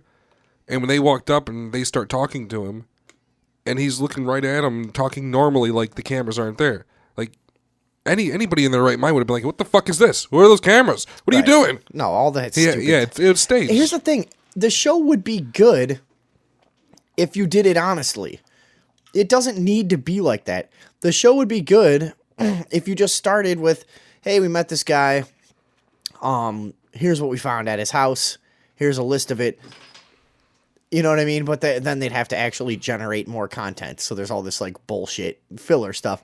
Those shows like the Pawn Stars show would have been way the fuck better. If it was real people going in there. Well, and if it wasn't, because like I'm sure there's enough interesting stuff going on there. There's all kinds of opportunities to talk about history and collectibles and cool shit. But it's like they have to have all these like bullshit like side angles on the characters on the show and stuff. Like nobody wants that bullshit. Shut up. Well, at least I don't. What do you mean side angles? Just, you know, the all the other bullshit going on around the shop between the people that work there and stuff, you know. Oh yeah. And whatever. Screw you guys. I'm going to Subway. Right, I know, yeah. I got to do a commercial. I mean, I got to go to Subway. Yeah. No, they've actually said that. And they're No, sitting they were sitting at Subway one time and he goes, "You know, Big Hoss, I'd probably say, you know, something about the old man to you if I wasn't so hungry and I'd sink my teeth into this delicious Subway sandwich." I swear to God, he said something along those lines. They're like, And then he ate yeah, it. they do like 1950s style fucking advertising Yeah, right. spots. Like, Yeah, and most people you think, know, you're really stressing me out, Chumley. That's why I have to reach for a Lucky Strike. They are really bad on yeah, that show. no, and most people don't even realize that they're advertising for Subway. And if you tell them, hey, that's like, no, they're not. They're actually at Subway. Yeah, yes, I know they're actually at Subway, but don't you understand that this is a commercial Well, I don't know. I within ate the at Subway show? at lunch at my job. Within the show. Right. And then he goes, one time he goes, there was a night shift, and he's like, I had to bring sandwiches to the night shift. Huh. I don't have much money. I guess I'll just go to Subway and get a $5 foot long. You know what I mean? Like, Yeah. and it's they're clearly sponsored by Subway. Is all I'm saying. Well, it's a very astute observation there. Okay. But yeah, no. So I'll do those like just because that's the business I'm in. For people who follow the show and might know that I'm in fucking antiques and collectibles and stuff that I sell and buy and sell a lot like the American Pickers guys. That's kind of what I do. So I'll watch those things, and as part of just as fellow tradesmen, just kind of rubbing elbows. I feel like those guys would probably watch my show if I had one. They'd probably be just as excited to know that I'm watching their show as They'd I be would be excited to come into watching your mine. house, dude. Yeah, They'd I know. fucking lose their mind. Yeah, I'll watch that shit. What else were you watching? Family Feud. Family Feud and Feud. how it perpetuates racial division. Oh, you think so? Every single Are episode. you talking about the Steve Harvey Yeah, Steve Harvey. version? Because there's been a lot of fucking hosts. I was watching of it Family today. Feud. Family Feud. He's the current. Okay, but you could be Dude. on YouTube. I don't fucking know if you're watching. Oh no! I was only watching TV because I didn't have a computer. That's right. Keep up here, okay? All right, sorry. Anyway, so every single episode I've well, seen first of all, from the hang on. last 50 episodes, one white family, one black family, every time. Well, Steve Harvey is a fucking idiot. Why? I just can't stand the guy. I think he's a cheesy fucking asshole that's not funny. He's just a fake black. He was raised by white people. He's just not funny though. I don't know. He's not fun. I know a few guys that work for him and they say he's fucking great. He's awesome. He's really funny behind the scenes, great guy and everything. But I don't know, dude. As an entertainer, I just can't fucking stand the guy. I can't really even put my You think finger on he's it. too flamboyant? He's just cheesy and predictable and corny, Family that's just- Feud's better than when it was that old white dude, though, now, because he makes a lot of jokes about people and laughs at least. That's what I don't like. I don't know. I just don't like him. He's all right. I didn't like Drew. He's completely bald. I think Drew Carey's a fucking faggot anyways, too. I don't like him. Drew Carey's a faggot.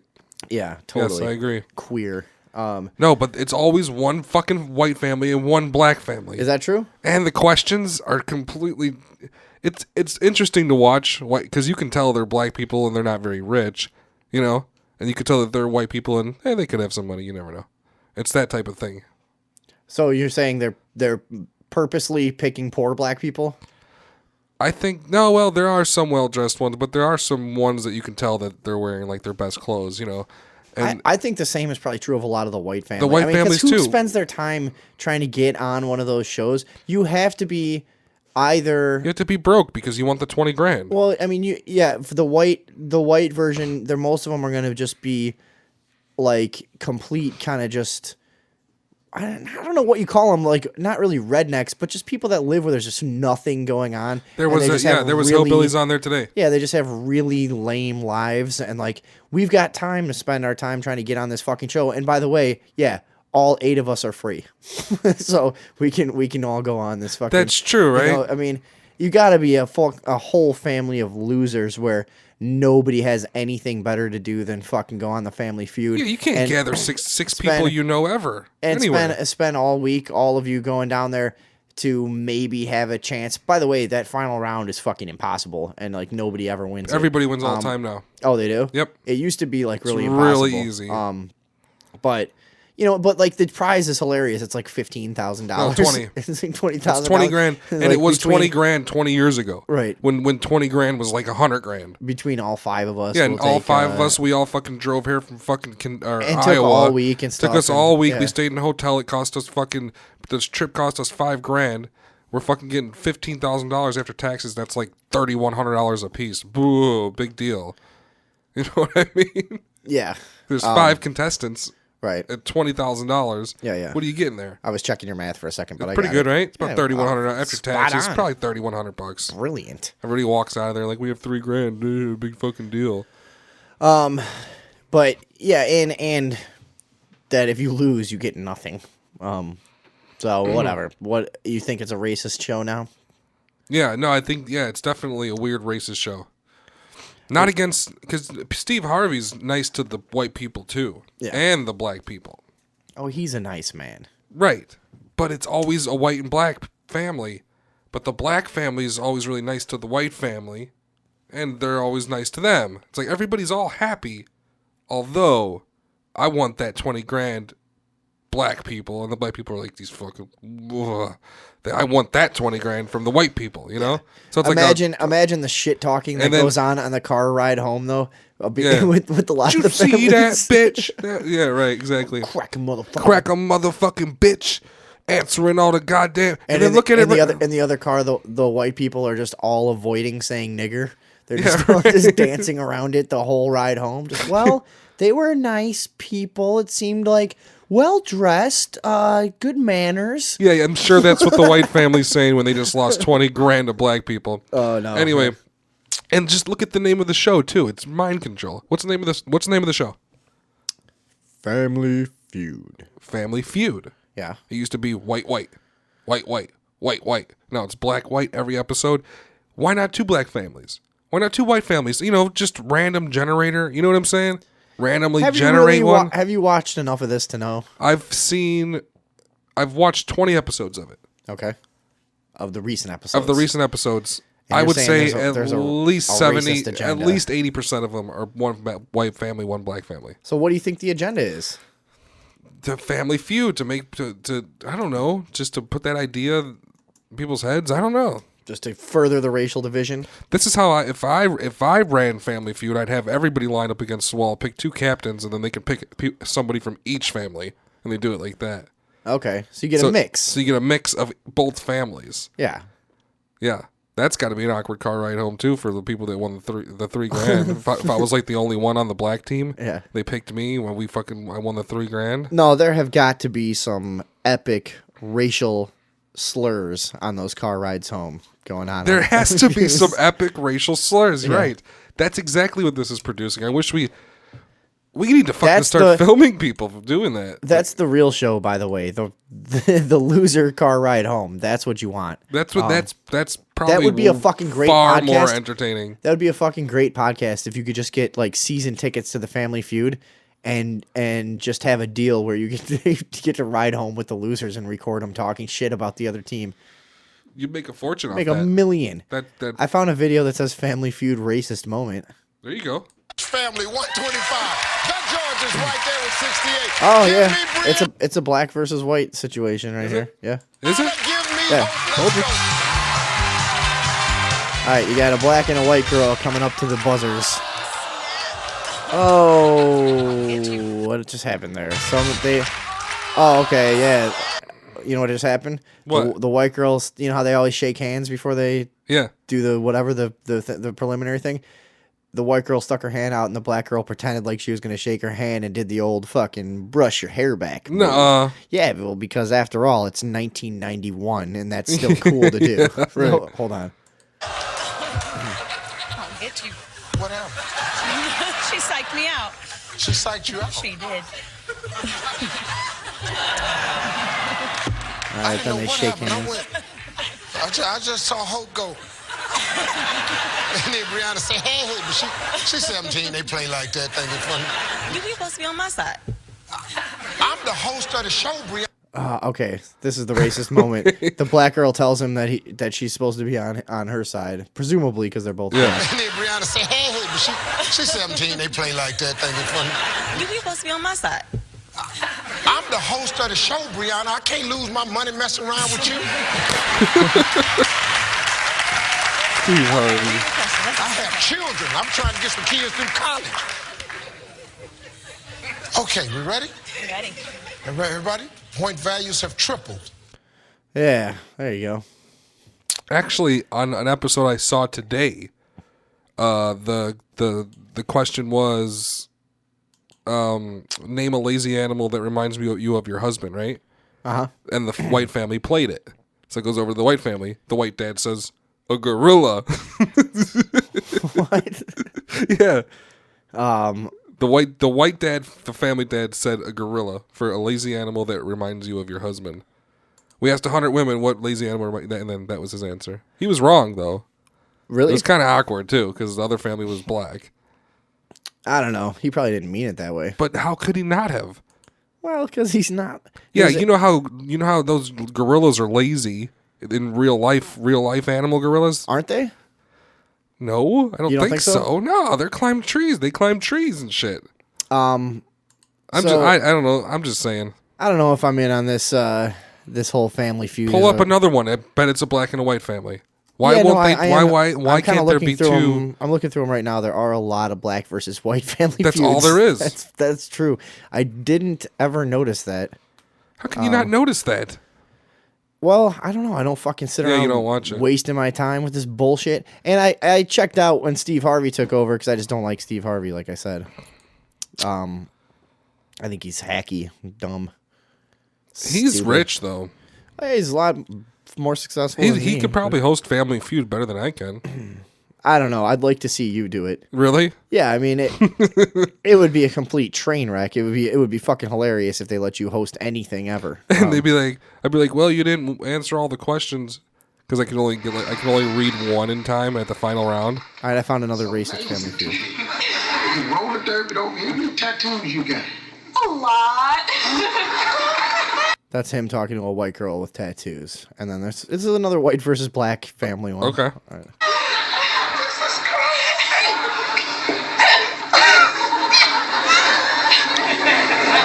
When did you decide to go in the road to go to? I mean, 3 years ago when the league started. are you good at it? We can hit you.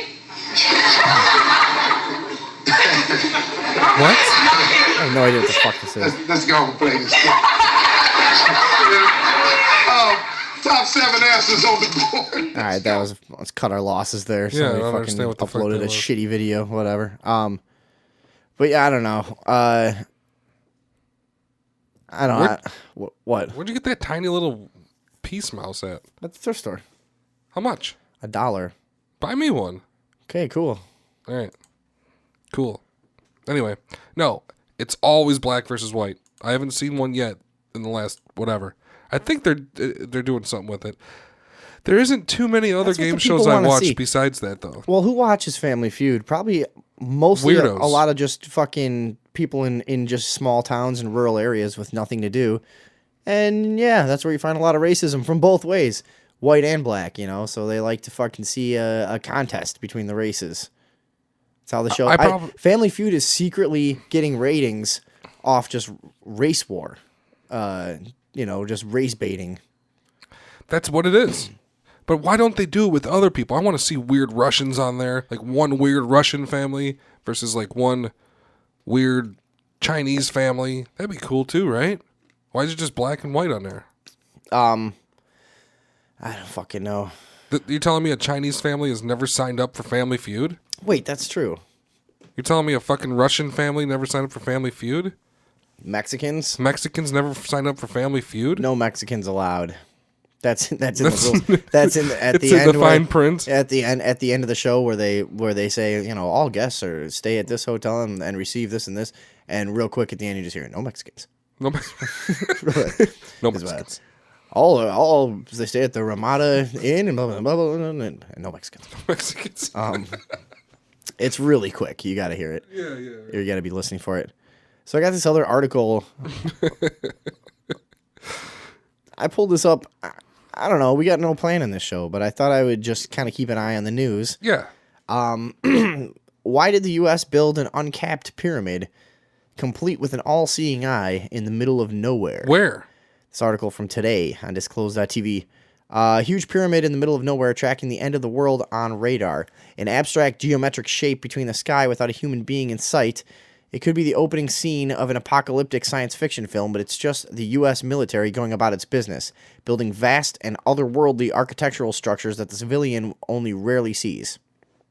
The Library of Congress has an extraordinary set of images documenting the Stanley R. Mickelson Safeguard Complex in Cavalier County, North Dakota, showing it in various states of construction and completion. And the photos are awesome.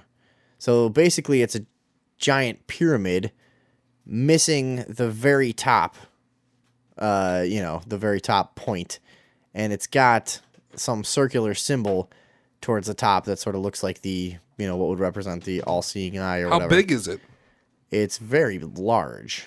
I don't know. I can't tell. I don't think it has the exact sizes, and they're not sure. Where is this thing? Cavalier County, North Dakota. It's out in the middle of fucking nowhere. There's some aerial photos of it that you can see there's nothing for miles around. Maybe just some farms and stuff, you know. But yeah, there's definitely no one living around there. Well, that's weird. How do they know the military built it? Does they say something? Is there a plaque? Should I just read the whole thing again? What are I you was doing fucking over there? trying to get this computer back on so I can see pictures of that fucking thing. The Library of Congress has an extraordinary set of images. That's where they got it. And they don't have any reason why they built that shit? Or for no... Well, I could try to find out, but I mean, why don't you speculate? I can speculate all day, and it's in North Dakota, which doesn't make sense because it's cold as fuck there sometimes. What does that have to do with it? I mean, where would they have built it? In the middle of a field? Is it next to a house? Yeah, Is there okay, a I'm going to say it building? one more time. It's in the middle of nowhere. Yeah, but what does that mean? How does I it mean? looked there. I just told you. That means they have to go over and get aerial photos, right? You were saying. Well, there's aerial photos that show that it's just in the middle of nowhere with fucking nothing around for miles. Who's okay? Yeah, it doesn't make sense. Who Hang the on, fuck would do that? I'm finding Why out would more they do about that? this. I can't. Hold on, I'm trying to fucking put this goddamn password that I can never remember in this stupid computer that keeps fucking starting over. The Safeguard program. This is part of the Safeguard program developed in the 1960s to shoot down incoming Russian missiles or some shit here. I'm getting ads pop up. Let's see. Built at a cost of $6 billion in Tacoma, North Dakota, the site was a massive complex of missile silos, a giant pyramid-shaped radar system, and dozens of launching silos for surface-to-air missiles tipped with thermonuclear warheads. It included a PAR backscatter radar site, whatever the fuck that is. That sounds pretty cool. Yeah, it sounds cool, though. Designed to follow missiles being fired from Russia, which it would shoot down over Canada if necessary. However, due to its expense and concern over both its effectiveness and the danger of detonating defensive nuclear warheads over friendly territory, the program was shut down, having only been operational for less than 3 days. Whoa.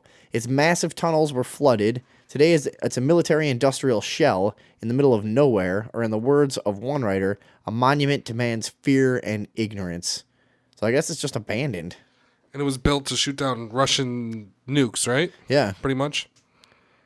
Yeah, and the closest known town is Langdon, North Dakota. So what if somebody else shot a nuke at us? Would it just ignore that one?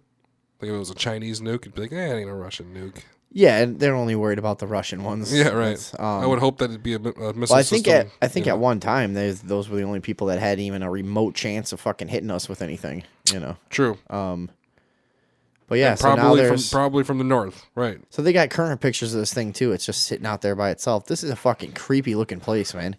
It's just a giant pyramid and a couple like silos sitting around. Does it look like a fucking pyramid, like a antenna, like they said?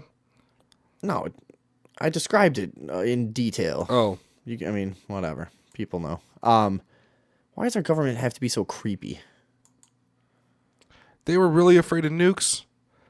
Why would they shut that down? Does Russia not have nukes anymore? Why is they abandon it? I just told you that too. No, you didn't. Yeah, I did because of the ineffectiveness of the system and the dangers of detonating nuclear bombs over friendly territory. Just said it a minute ago. Yeah, but that is okay. So what? We're not going to do anything about fucking nuclear bombs if they come in over Canada? They got other plans now. Like what? If you're gonna fucking detonate nukes over Canada, you got to detonate them somehow. Yeah, I would think they got to do something. Right. They're not just going to fucking fly higher now or something. They don't want us to know the real plan. Exactly. The real plan, because the real plan is just that everyone who's worth enough goes into that bunker in Colorado and the rest of us get fucked. That's the real plan. Yeah. We probably don't have a defense system. Well, of course not. Well, no, because they got fucking Iron Dome and shit in Israel, and we got that stuff too, right? What is that?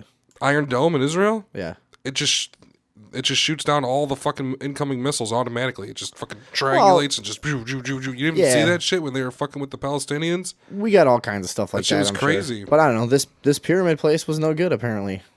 I guess not. But it's a good location. That's where I'd put mine if I was worried about, And it looks creepy. That's good. Mm-hmm. I like that. Just saying, why do they abandon? You know how many billions of dollar projects Oh, there's? Like, God. I just abandoned that. We're And what done did with it that say? now. Just leave that to rot. This one said $6 billion. $6 billion. It was a bad idea. Sorry, Let's see. guys. Built at a cost of $6 billion. Yeah. You better salvage those materials and sell them and get some of our fucking money back. I don't know, because we owe you for that shit. Who are these crazy people in the military authorizing these things? Like the president. And does then the it was president walk into a room and say, "We need to build"? Hold on a second. We're missing a giant piece of this. They spent $6 billion, and it was open for 3 days. 3 days? That's what they said. Yeah. It's still open. Well, but like we've talked about pyramids a lot on the show, and for some reason, that's another thing that pops up in just every culture all over the world, and they're places of worship and power for some reason, and nobody quite understands why. Whatever. You think they built it for some other purpose, and then said, by the way, we can't really use this anymore. 3 days later, $6 billion fucking dollars. That's what I'm saying. You think the president walks into a fucking room, says, "Oh, guys, that listen to me. I don't know why, but I don't know who they are. Whatever," and says, "Hey, we need to build a fucking nuclear defense system in North Dakota in the middle of nowhere, shaped like a pyramid. Here's and give somebody $6 billion to do it." This is also known as the Safeguard Program, and on Wikipedia it says it was an anti-ballistic missile system built by Western Electric and Bell Laboratories. So that's who was involved there, and operated by the United States Army. Safeguard entered brief service in 1975, although they don't say 3 days. I wonder if that's true. It was designed to protect U.S. ICBM sites from counterforce attack, thus preserving the option of a retaliatory second strike. The only operational deployment of Safeguard was the Stanley R. Mickelson Safeguard Complex, North Dakota. So I guess there were plans to build a network of these things all over. But God, is that creepy. Just out in the middle of nowhere, there's a pyramid. And it really does look, it's like what you want Egypt to look like. And then you see the picture of like the Giza Plateau next to like Taco Bell and shit, you know. This looks like what you want a mystical pyramid to look like. Wait a minute. Is this it? Can I see your pictures, what you're looking at? Yeah, I mean, it should be pretty fucking clear what we're talking about here. Oh, yeah, that's it. That fucking thing looks crazy. Even before the complex had reached full operational capability, the Department of Defense had determined that the state of readiness of the facility would be reduced by July 1976 after a period of operational testing. The House Appropriations Committee, however, proposed that it be shut down entirely by that date. The committee reasoned that Soviet missiles armed with multiple warheads would overwhelm the system.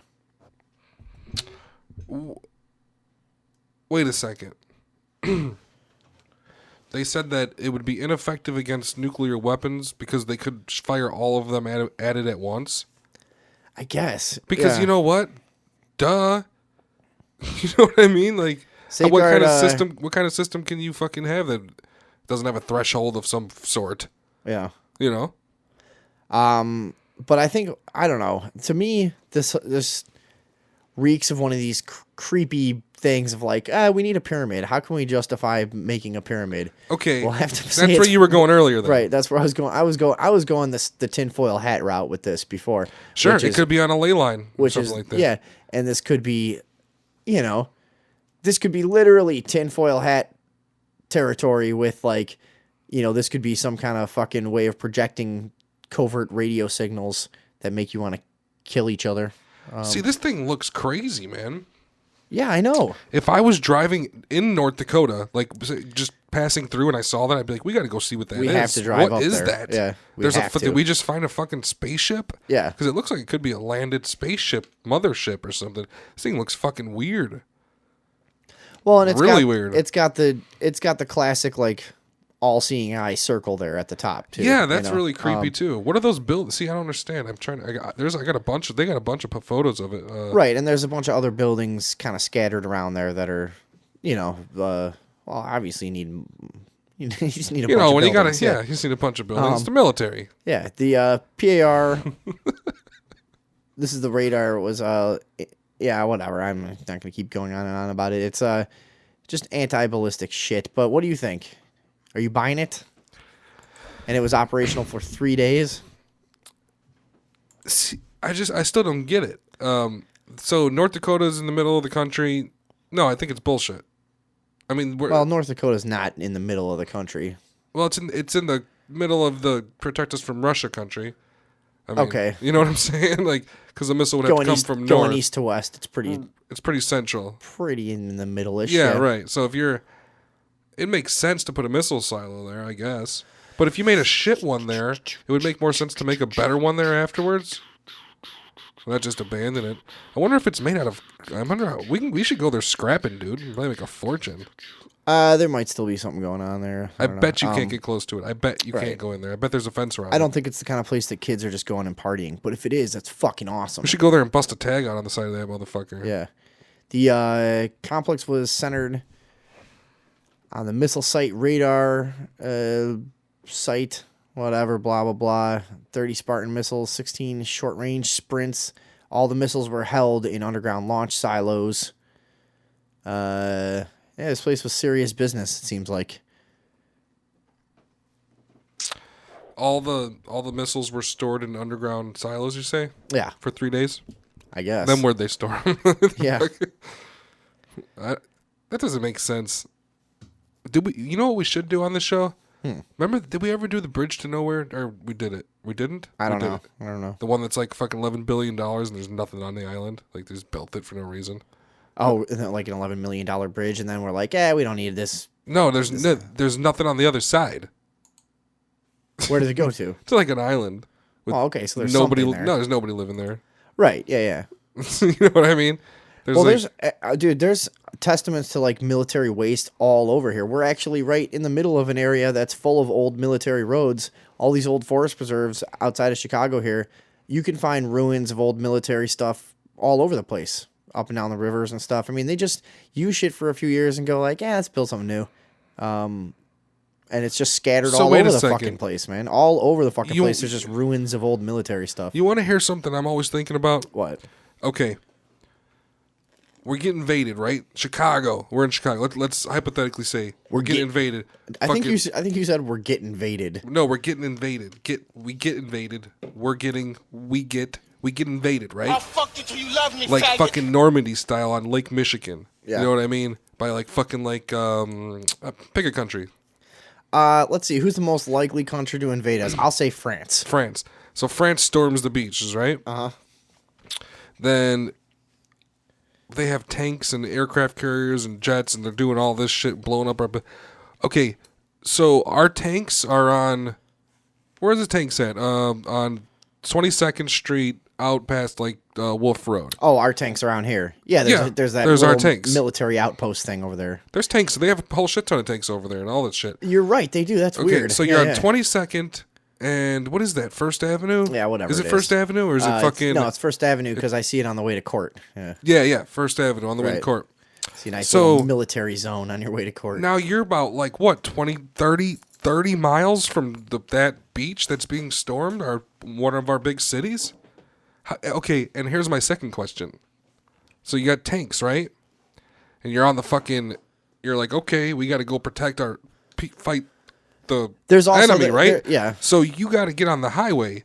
Let's say it's traffic. Do the tanks just run cars over all the way downtown to save the world, or do they like sit in traffic? Do the tanks? Are you saying we don't have the infrastructure to withstand an invasion? We don't have not in rush hour. What's the famous? How would our tanks get down there is what I'm asking you. They brought tanks. We got to get ours down there. Who cares about the tanks? We got to get out of here. You got to get away from the city. So, Fuck the tanks. So no tanks. I think in a true invasion, you're gonna have a lot of like. There's gonna be total chaos. You know, I think a lot of the military would probably try to break off and protect their own families and shit. You know, and I don't know, man. I think it would be totally nuts. I just don't think it would ever happen here. It can never happen here. Okay, then why do they have tanks there to protect Elmwood? Why do we have a shitload of tanks right in fucking Right there. What are you gonna do with those? in What's Maywood? gonna happen? Is that Yeah. Maywood? It's one over from Maywood. It's Westchester. I think. Okay, whatever. It's one of those. It's right there. Maywood. Yeah. No, it's Loyola, right? No, Dude, who yeah, cares? it's right there. Who cares? Either way, why would you have that in a fucking far suburb? What are you gonna do with those? Who are they gonna shoot at? What are they protecting? There could be a tunnel to the inner world there. Yeah. And This is worth checking out, I think. Every couple of weeks, they just take the tanks down into the inner earth and fuck shit up. And they bring them back. Bring them back.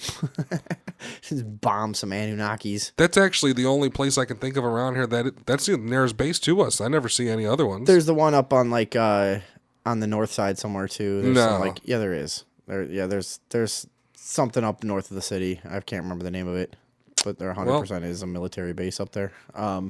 See, if my city was if I was Rahm Emanuel, mayor of Chicago, I would get gun turrets for every skyscraper in case they fucking kamikazed us. And shit like that, and put cannons on the beach. You know what I mean? Yeah. Shouldn't we have that kind of shit? No. I mean, because who's going to attack us? Detroit? Why do we have guns on the fucking? Well, actually, why do we have guns on the beach? What do you mean? I guess it's pretty inland. Okay, New York. That's Okay. on the ocean. Right. That's different. Sure. But here, I mean, yeah, you're right. That's not the game anymore. They'd never be able to make it here. That's not the game anymore. The game is satellite surveillance. So the game is The game just is kind intelligence. You know, first of all, if someone's coming to attack, if somebody's coming in the house, if the game is intelligence, if someone's coming to attack the U.S., and I honestly believe this, chances are it's overwhelmingly likely that that group was started by U.S. intelligence, and I think we know that. There's not a lot of people that have the capability of attacking this country without us having some people on the inside working with them, you know? You're right. I mean, we are pretty fucking impressive. You can't just here. attack people anymore. You have to make up reasons why you should and nobody should stop you because you're good. Right, yeah, And that's yeah. how it works. You can't just go to war. Are you sure? Pussies. Yeah, I'm sure. Okay. You don't go to war with countries I'm anymore. saying You go to here, war with groups. You can't. It's like what do you picture happening here? Like what boat can just go across the ocean and attack? That can't happen anymore. You know, those days are gone. Not really. Really? How do you picture it going down? You take a big ass fucking boat, put like 100 tanks on it, and go to the fucking pier, drop your fucking big giant thing, and fucking. How are they gonna get here? We'll have Ocean planes water. bombing them fucking 1,000 miles out there. You disguise the boat as a rice transporter ship, or a fucking rice transporter ship, or one of those Japanese or plastic toys or Happy Meal toys. Mm-hmm. Then you bring them to the pier in Chicago. All right, there's no need to go The any fucking further shit with this. falls down. You have like 40 tanks inside. You can fucking definitely fuck Chicago up with tanks. All right. Come on. How do you want me to respond to that? Like I'm like, oh yeah, okay. I mean, I'm just saying we have no defenses. All right, you're going nowhere with this. I'm not. Yeah, you are. Well, yeah, I'm done. You're definitely going nowhere with this. It's stupid. They can't go. There's no one that can get here. There's nothing. I don't. There's no real threats. I mean, yeah, we've already got an occupying army here now. Says someone in the room. All right. Yeah. What do you say? I don't know. Okay. we can't hear with the headphones on, but I think we're like done with the show. Okay. Well, I guess now we are. Yeah. Is that how you felt like having a strong ending there by just? I think we got to stop doing that. Let the show end naturally. You don't have to go, oh, I think we're done now. Because then that just leaves this weird void. Or now what the fuck, you know. Go on. Now what am I supposed to do? Stammer on, oh, okay, we're done. Oh, well, let me go find a record to put on, blah, blah, blah, you know. What is the purpose of saying that? It's 9:15. No, you're not listening. What is the purpose of doing that? Nothing. You didn't want to fucking talk about tanks, so I guess we're done. I did talk about You tanks. didn't want to talk about tanks. I told you it was retarded. Yeah, what you're you were saying it's and possible that a tank not come here and get us, but you're lying. You're lying to me. I don't want to have a dumb conversation for no, no I'm just reason. saying- You're trying to manufacture a conversation that's not real. That's right. Because it's clear that what you're saying is no.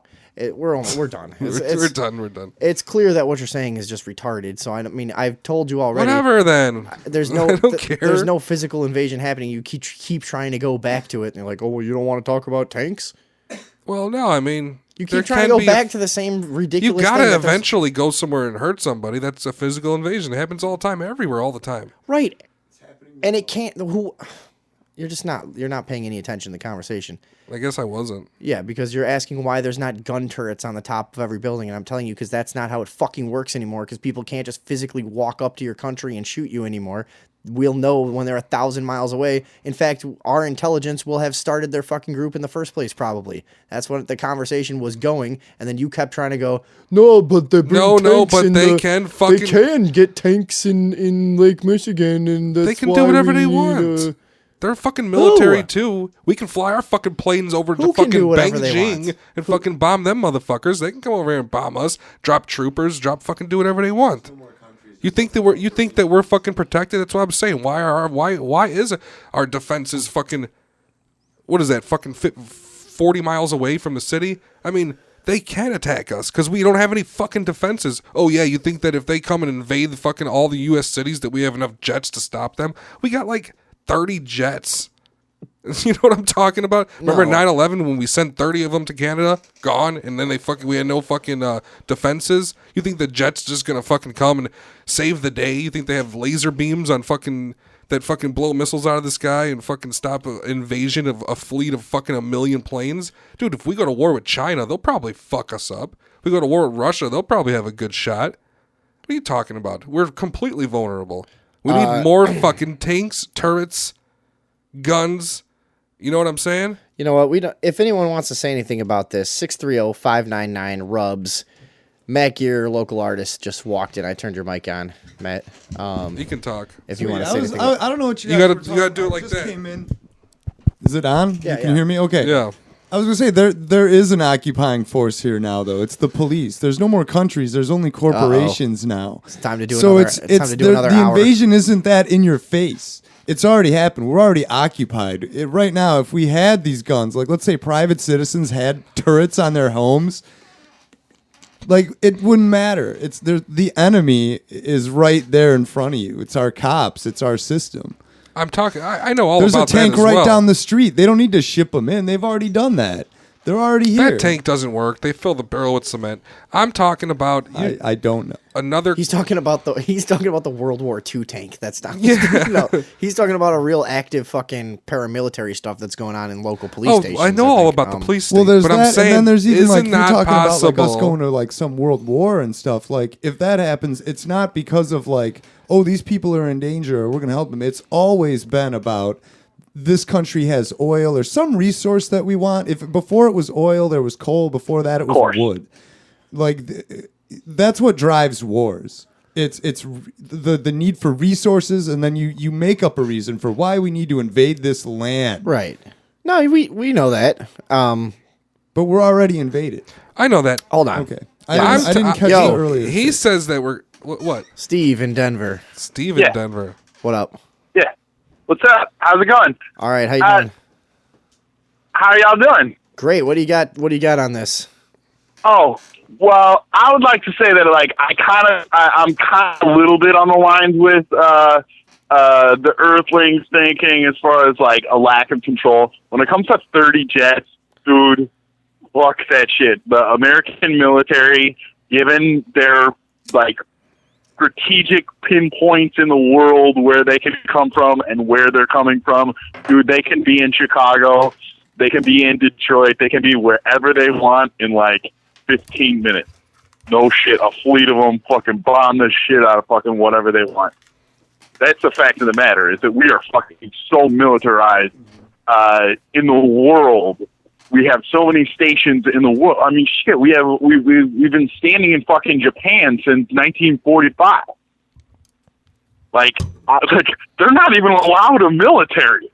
We are their military. We're fucking Japan's fucking control. Is that true? That doesn't sound right to me. That doesn't sound real. I'm pretty sure Japan has a military. They're a pacifist. I don't think that Japan. Are they? Japan. I don't think. I think they're totally demilitarized. Huh. Okay. Oh, because we own them because we destroyed their cities. I did not realize that. Matt says you're right though, No. and one other person agrees with you. I'll go with it. Well, this is how political movements most of the start. shit I fucking talk about, like I do in fact pull a little bit out of my ass, but no, that's the fact of the matter is that after. Uh-oh. Steve's gone. What the Why? fuck? No, he's still here, but his phone cut out. I've still got the connection. I don't know. 630-599-RUBS. 630-599-RUBS. Join the conversation. Get your thoughts out on this international broadcast that we do here. I don't agree. I think you don't agree with what? I think every country's vulnerable. I'm not just saying the U.S. is vulnerable. I'm saying you can fuck anybody up if you got another army. You know what I mean? You got another army, you're gonna do a lot of damage. Where there's a will, there's a way. You know. Well, where there's corporate interests, that's where we'll invade. There's no more countries. But see, like this is what I'm saying. There's no. Well, I know all about that as well. Yeah, but there's no more like there's Keep it in mind. there's no unsanctioned attack on a major world power. That's what I'm saying. There's no. That's really weird. Oh, hey, he's back. So you'd have to check with the I Don, started right, before calling you him made your Michelle move like again that, for some reason. which is the IMF or Steve, Roger. it's not going to help you get your point across any better to call us twice. What did he you say? know? He's trying to call us No again while he's shit. already on the Well, phone. I with was us. thinking like maybe for sure, like if I call him and just talk to Like a you can different do, voice, you and can guys do would it. think You that can I was do. confirming the fact that the United States military controlled Japan. You can do a three-way call with one of your recessive personalities. Sicko. Yeah, but that's the point. Is it really like? Not only is it not just 30 planes. Holy shit, dude! We have like all the old shit. We got all the new shit, and we got all the fucking test shit, dude. And it's just in every fucking strategic place in the world. Like it's not like, oh, we're protected. You can't just fucking fly over a tank and then start taking over the United States. The people that are gonna fuck up the United States in the end, if it comes down to it, are gonna people internally in the United States that have just built up this fucking lunatic fucking arsenal in their backyard in the middle of fucking Michigan. That's what I'm saying. That's what I'm saying, dude. Like, I'm saying fucking, like, it's not a matter of, like, I don't even think it's a fucking terrorist thing where, like, these people are like, okay, fuck the U.S. government, like, we're going to go with ISIS or whatever, you know, terrorist organization. They're like, at a certain point, the United States is fucking doing things that are totally against the Constitution. They're doing things that are totally against humanity. We've had enough of it. We're going to fucking take this shit back. And there's enough of those fucking old, crazy fucking military guys at this point in the United States that they probably could do it. What do you think of that? What he said? No, I don't know. He wasn't listening. He said a about lot. a fucking cigarette. He said a lot. I don't have any cigarettes, so shut up. I mean, I generally agree with all that. That's what I was saying in the first place. Is there's no just like attack coming, you know? It's not. It's stuff like Matt's saying is, you know, when the corporate interests dictate, you know, that's where we'll go or whoever will go. Right. They'll justify the problem it is some other way. We you know, we have the myth here that this is like the greatest, most concentrated amount of resources and stuff, and this is why our country is so great, is we had so much opportunity here. This place was a nightmare to get to settle and conquer stuff. I mean, there's places like Africa that have massive amounts of natural resources. Not in some parts of Africa, but they have the lowest fucking standard of living on the planet. Why? Because where there's riches to be had, you know, the average person is going to be trampled by major corporations who've been operating there since the 1700s, you know, or before even, you know. Absolutely. We're not just talking, when it comes to Africa, we're not just talking about the United States. We're obviously talking about old England, which of course is like the Roman Empire. We're talking about France and Portugal and fucking Italy, you know, like all these fucking crazy places that had the resources at the time. And I think just, you know, whatever, they're a little bit ahead culturally and all that shit, and they realized that they could fucking take advantage of a bunch of fucking dudes running around the woods with fucking wearing deer skins and shit. Mm-hmm.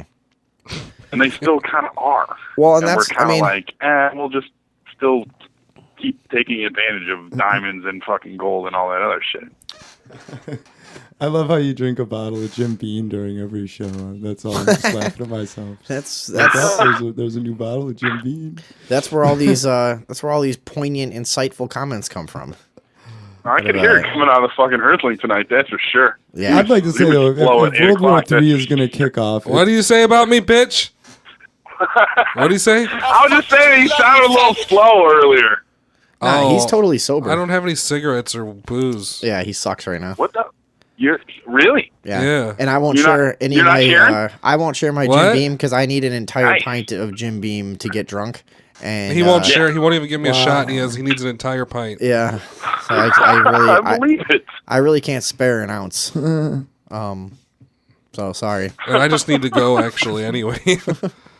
Yeah, I you know gotta- how it goes. I have 'cause no at the end of the cigarettes, night, I have you're to gonna be go. Like, if you need one more shot and there's not one more shot, you're totally gonna blame it on fucking. I'll be mad, and be like, and then I'll have to go to "Fuck you, dude. I needed that shot." exactly, and I'll have to go to the gas station and Yeah. buy one of those little half pint bottles, and then that'll be a little too much, really, to drink. You don't want to drink a Then whole that's too pint and a much. half. I Yeah. mean, that's kind of. I mean, you can, but I could drink a fifth. yeah, I mean, it happens.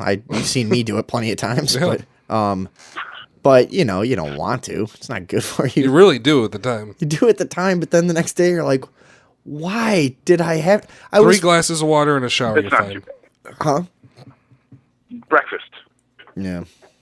Key. Just So have a how Bloody did you Mary get? in the So how morning. did you guys go from? I was listening a little bit earlier. You guys were talking about all sorts of fucking pedophile shit and all that stuff. Yeah. Well, I missed the How did you go pedophile from that chat. to the military and We talked a lot about Nambo 30 tonight. planes? Family Feud. That was- Family Feud I should was have been the listening. I feel catalyst. bad. Yep, I'm got us interrupting right now. Just go on, and I'll comment. Family Feud was the catalyst. Oh, Family Feud? Yeah, you're gonna have to listen back to the show to get it. Yeah. You guys were talking about fucking black people and white people and why there's only black people and white people and not enough Asians Right? or Mexicans. I Right. think the Mexicans are busy working, to be quite honest. Well, that's Because what I they're said. busy cleaning the bathrooms for the fucking the That's- contestants. That's what I said about Family Feud in the first place. Like, you're only going to get whole families of losers on that show that nobody has anything to do that week other than go be on a game show. And or, the occasional WWE versus Playboy Playmates or some shit. Yeah, Asian people don't do that shit. It's like the same reason why you don't see so many Asian homeless people, because Because they're fucking sneaky. 'Cause you're not overachievers, in dude. Like, Asia. nobody There's fucking tons of them homeless there. is Asian. Yeah, that's true. I saw one homeless Asian dude in my entire life, and he had dreads down to his ass, and he was in Paris. And I looked at him, and I was like, holy shit, there's a fucking How do you Asian know he was homeless dude. homeless? He's got dreads. Like, he looks crazy. Like, you just don't see fucking Asian, because everybody fucking knows that the Asians, they're smart. And, I don't think their there's that many parents homeless push 'em people in so France hard when or they're in kids. a lot of They just Europe have to be anyway. really good. All Like, right, I'm just turning. What are you saying? Sorry, I'm just turning Steve off. Go ahead. I'm just surprised at what you said. Like, how does he know that dude's even homeless either? Like, in He might have been pretty obviously homeless. Like, You know a hobo when you see a hobo. yeah. guess. I mean, No, you know who I don't like are those ones that were around during the summer here in Chicago. Those the drunken, crusty fuckers. gutter punks and their stupid. I saw a guy And their shitting dogs. himself. their earth tones and their dogs and their terrible banjo. Yeah, those motherfuckers. I hate them, and they're always trying to sell you on like the fact that their lifestyle is somehow really noble or something because they go around different cities begging. Like well, that's cool. I didn't mind that. It's it's just not- their general demeanor that I didn't care for. I'll give them money even, and I I do won't. give them money, right? Because like, hey, whatever you want to like be like that. Like, I couldn't do it, man. It's too rough. But like, I have to that's go. cool.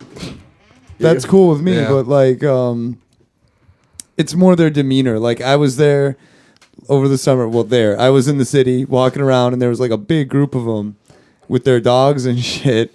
And it's like some of them try and play on your sympathy and shit, like, oh, my dog needs food. But it's like, fuck you. You're totally just going to buy liquor. Like, just tell me you're going to buy liquor, and I'll give you money for liquor. Well, and also, I just don't like the hypocrisy of the lifestyle where it's like, I need to come to these major centers of civilization because here's where people are existing and they have this currency that I agree that I need. So, Right. I mean, if you really want to get out of this shit, you can go survive Sure. in the woods. Go You live can on a farm or or in a something, commune right? or some shit. They could do that. Yeah, dude. But see, I just don't like this attitude of like, yo, I don't, you guys are running this rat race and blah, blah. Well, that's what's making it possible for you to sit around on a sidewalk and beg. So, I mean, if it wasn't for me, there'd be no fucking city for you to drift to. So that's why I just think it's like a parasitic lifestyle. Exactly. And it's cool, I think, to a certain extent. You're 19, you're 20, 21, you want to fucking travel around for really cheap and do a thing like that. All right, fine.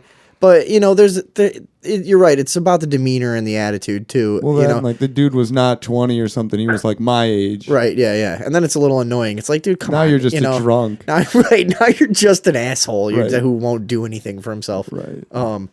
But, yeah, no, it's a hypocritical, parasitic lifestyle, the way a lot of people do it. Right, that's harsh coming from me because I'm, like, a huge loaf about, like, I'm not one for, like, and I'm getting a job and shit. Yeah, no, and I loathe fucking punching a clock, Right. I don't like working either. Nobody does. I mean, well, I mean, I don't know. I also say, like, I work real hard for myself, and therefore it's always, like, I think anybody that owns a business or works for themselves or is following their dream even, like, feels more like they get more out of it, even if they get less income out of it in the long run. Exactly. That's kind of where I'm at. But those cats aren't doing shit with their life, though, really. Yeah, well. Yeah, but they don't get. But they're allowed to get hung over and fucking not go to work and not get fired. Well, yeah, it's freedom. If you own your own business, you can be like, "Well, I didn't open my store till 12 today." Right. You're not firing yourself. Nope, not firing myself. It's fine. Right. I always say I have a tendency to bet on the wrong horse. So, like, if I'm gonna bet on the wrong horse, I'm gonna ride that fucking horse. So bet on yourself. Fucking invest in yourself, and you might fail like me. No, but you're exactly right though. But that's a great way of putting it. Is bet on yourself and invest in yourself, and maybe you'll have a chance at a happy life at some point. Right. It's better than being a worker bee drone for somebody else's dream. And life's a journey. Like I said, I've done a lot of things and I fail at them all the time, but then I try something else. Like I used to write a lot more often, but then I was like, there is like no money in being an author. That's even less money than art, and like as good at it as I am, it ate up a lot of time too. So it was like one or the other, like. Authors do not make cash at all. I don't know, dude. I got a buddy who's a fucking author. He fucking wrote like 4 fucking books. It's fucking crazy. Loud. Like, I don't know, like whether sometimes people are like, oh, I'm an author, and then they just go hustle fucking book shows and do the same thing you're talking about, but they do it with fucking writing.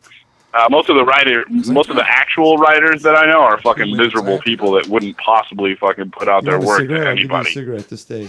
Do you have a cigarette? Yeah, I'll give you What kind of cigarettes? a shitty one. Let me see. It's a Pyramid Big Sig, baby. Nice. Pyramid cigarettes?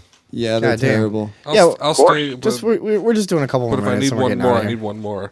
Sorry, I'll get that. You say so. All right, so what else you got? What's been going on, Matt? Nothing. I'm just sorry that I missed like the beginning of the show. I just had a fucking day of bullshit and just bullshit. I was hoping to get my friend Betsy in here with me today to talk to you. Oh, she's the dominatrix, and I believe that's who's texting me as we speak. Now, when we say she, we're talking about an actual she, right? Yeah, she's a very lovely girl, in fact. Born as a she. Yeah. Oh yeah. Okay. Like I said, very lovely she. Yeah, I was the only. Is she one of these people that's like, so she's a dominatrix? Is she like in character all the time? No. Would she want to come on the show in character? Yeah, if that's what if you want to talk about dominatrix shit, she's gonna want to come on. I don't know if I really do or not. Oh, if she's an interesting person on her own. I'd love to bring her by. Bring her by. Right, like I'll totally bring guests on the show. You want to bring her next week? I will try to. Yeah. I mean, she's also a college student, so a lot of her time is eaten up doing that. How old is she? 26. 26, okay. Yeah, because I could see 26 seems like old enough to get into some work like that. Like, 18, 19 would seem weird to me for some reason. She's been doing it a while, but yeah. So what, and how did you meet her through doing that shit yourself? Oh, no, through friends. I've known her a long time. Oh, okay. I've known her since she was like 16. And she's like my best friend. Now, the Earthling is the one that's really wants to talk about sex all the time. I don't care though. We can. stuff is it's a I don't know, it's a conversation that always goes somewhere. At least I guess. people Personally, seem these to days- like it, you know. But I can't decide if sex is messy or just too much work. I go in phases where I'm like that too, where I'm like, Jesus, it's just not worth it sometimes, you know. It's a like, messy act. Yeah, it really is, isn't it? Got to take a shower then. Yeah. No, I know, and plus, not to mention that then you're fucking. Once you're older than like 25, sex really wipes you out. You're like, you're done for at least an hour after that, you know. Oh, You're- right. You you're- used to be able to be like, "Oh, give me 10 minutes, babe." Now it's Hey, like, you're doing it "Hey, wrong." let me have a couple cigarettes and like a drink and chill." No, I'm not even talking about for like. Oh, I mean having sex again. I'm talking about like I'm done doing anything for an hour. okay. I'm not. I think you're wrong. I disagree. I'm not getting up out of the bed for at least an hour. No, I'm in bring good me shape, bring but- me an orange and a glass of water, Yeah, I please. need a breather these days. Dude, I can feel the cigarette this guy just gave me. Yeah. Going through my veins like it's dope. Like, oh yeah, I remember oh my that. god. Well, that's my magic I haven't dope smoked. cigarettes. I haven't smoked. No, I haven't smoked all fucking. Oh shit! I all gave him day. one of my heroin cigarettes. Yeah. Oh, sorry. man. Well, You're on Thursday evening overdose. You're on dope, son. I'm on dope, son. No, but I think you're wrong. About what? About wait. So you have sex and you can't do anything? Well, I could. I just usually like. Have you ever been wasted, and out of liquor and then tried to have sex? I don't know. You do it like probably. 30 times, dude. Yeah, I don't know. But if you still have liquor left over and it just happened, you're like, I'm gonna go back to my. See, I'm not drinking." like that. I'm when I'm done having He agrees. when sex is over, I'm like if it's 3 PM, I'm going to sleep. Really? Yeah, most of the time. Not yeah. me. No way. Then I Unless get we're up. like on vacation, you know, things are going on. If I got nothing going on, take a nap. Here's a question. Here's an interesting question that'll get something going, I'm sure. How many times? What is the most times in one day at any age? How many orgasms could you have in a 1 day period? Like even masturbating and shit, like trying to see how many you can do. Sure, like whatever. Just what is Probably like 7 or 8. I was gonna say like 5. I've probably done 5. Okay. And I see now I'm gonna sound like I'm full of shit, but I'm not. Okay. Like 20. No, that'd be a lot. One time though, like when I was 16, and I had a girlfriend like throughout high school.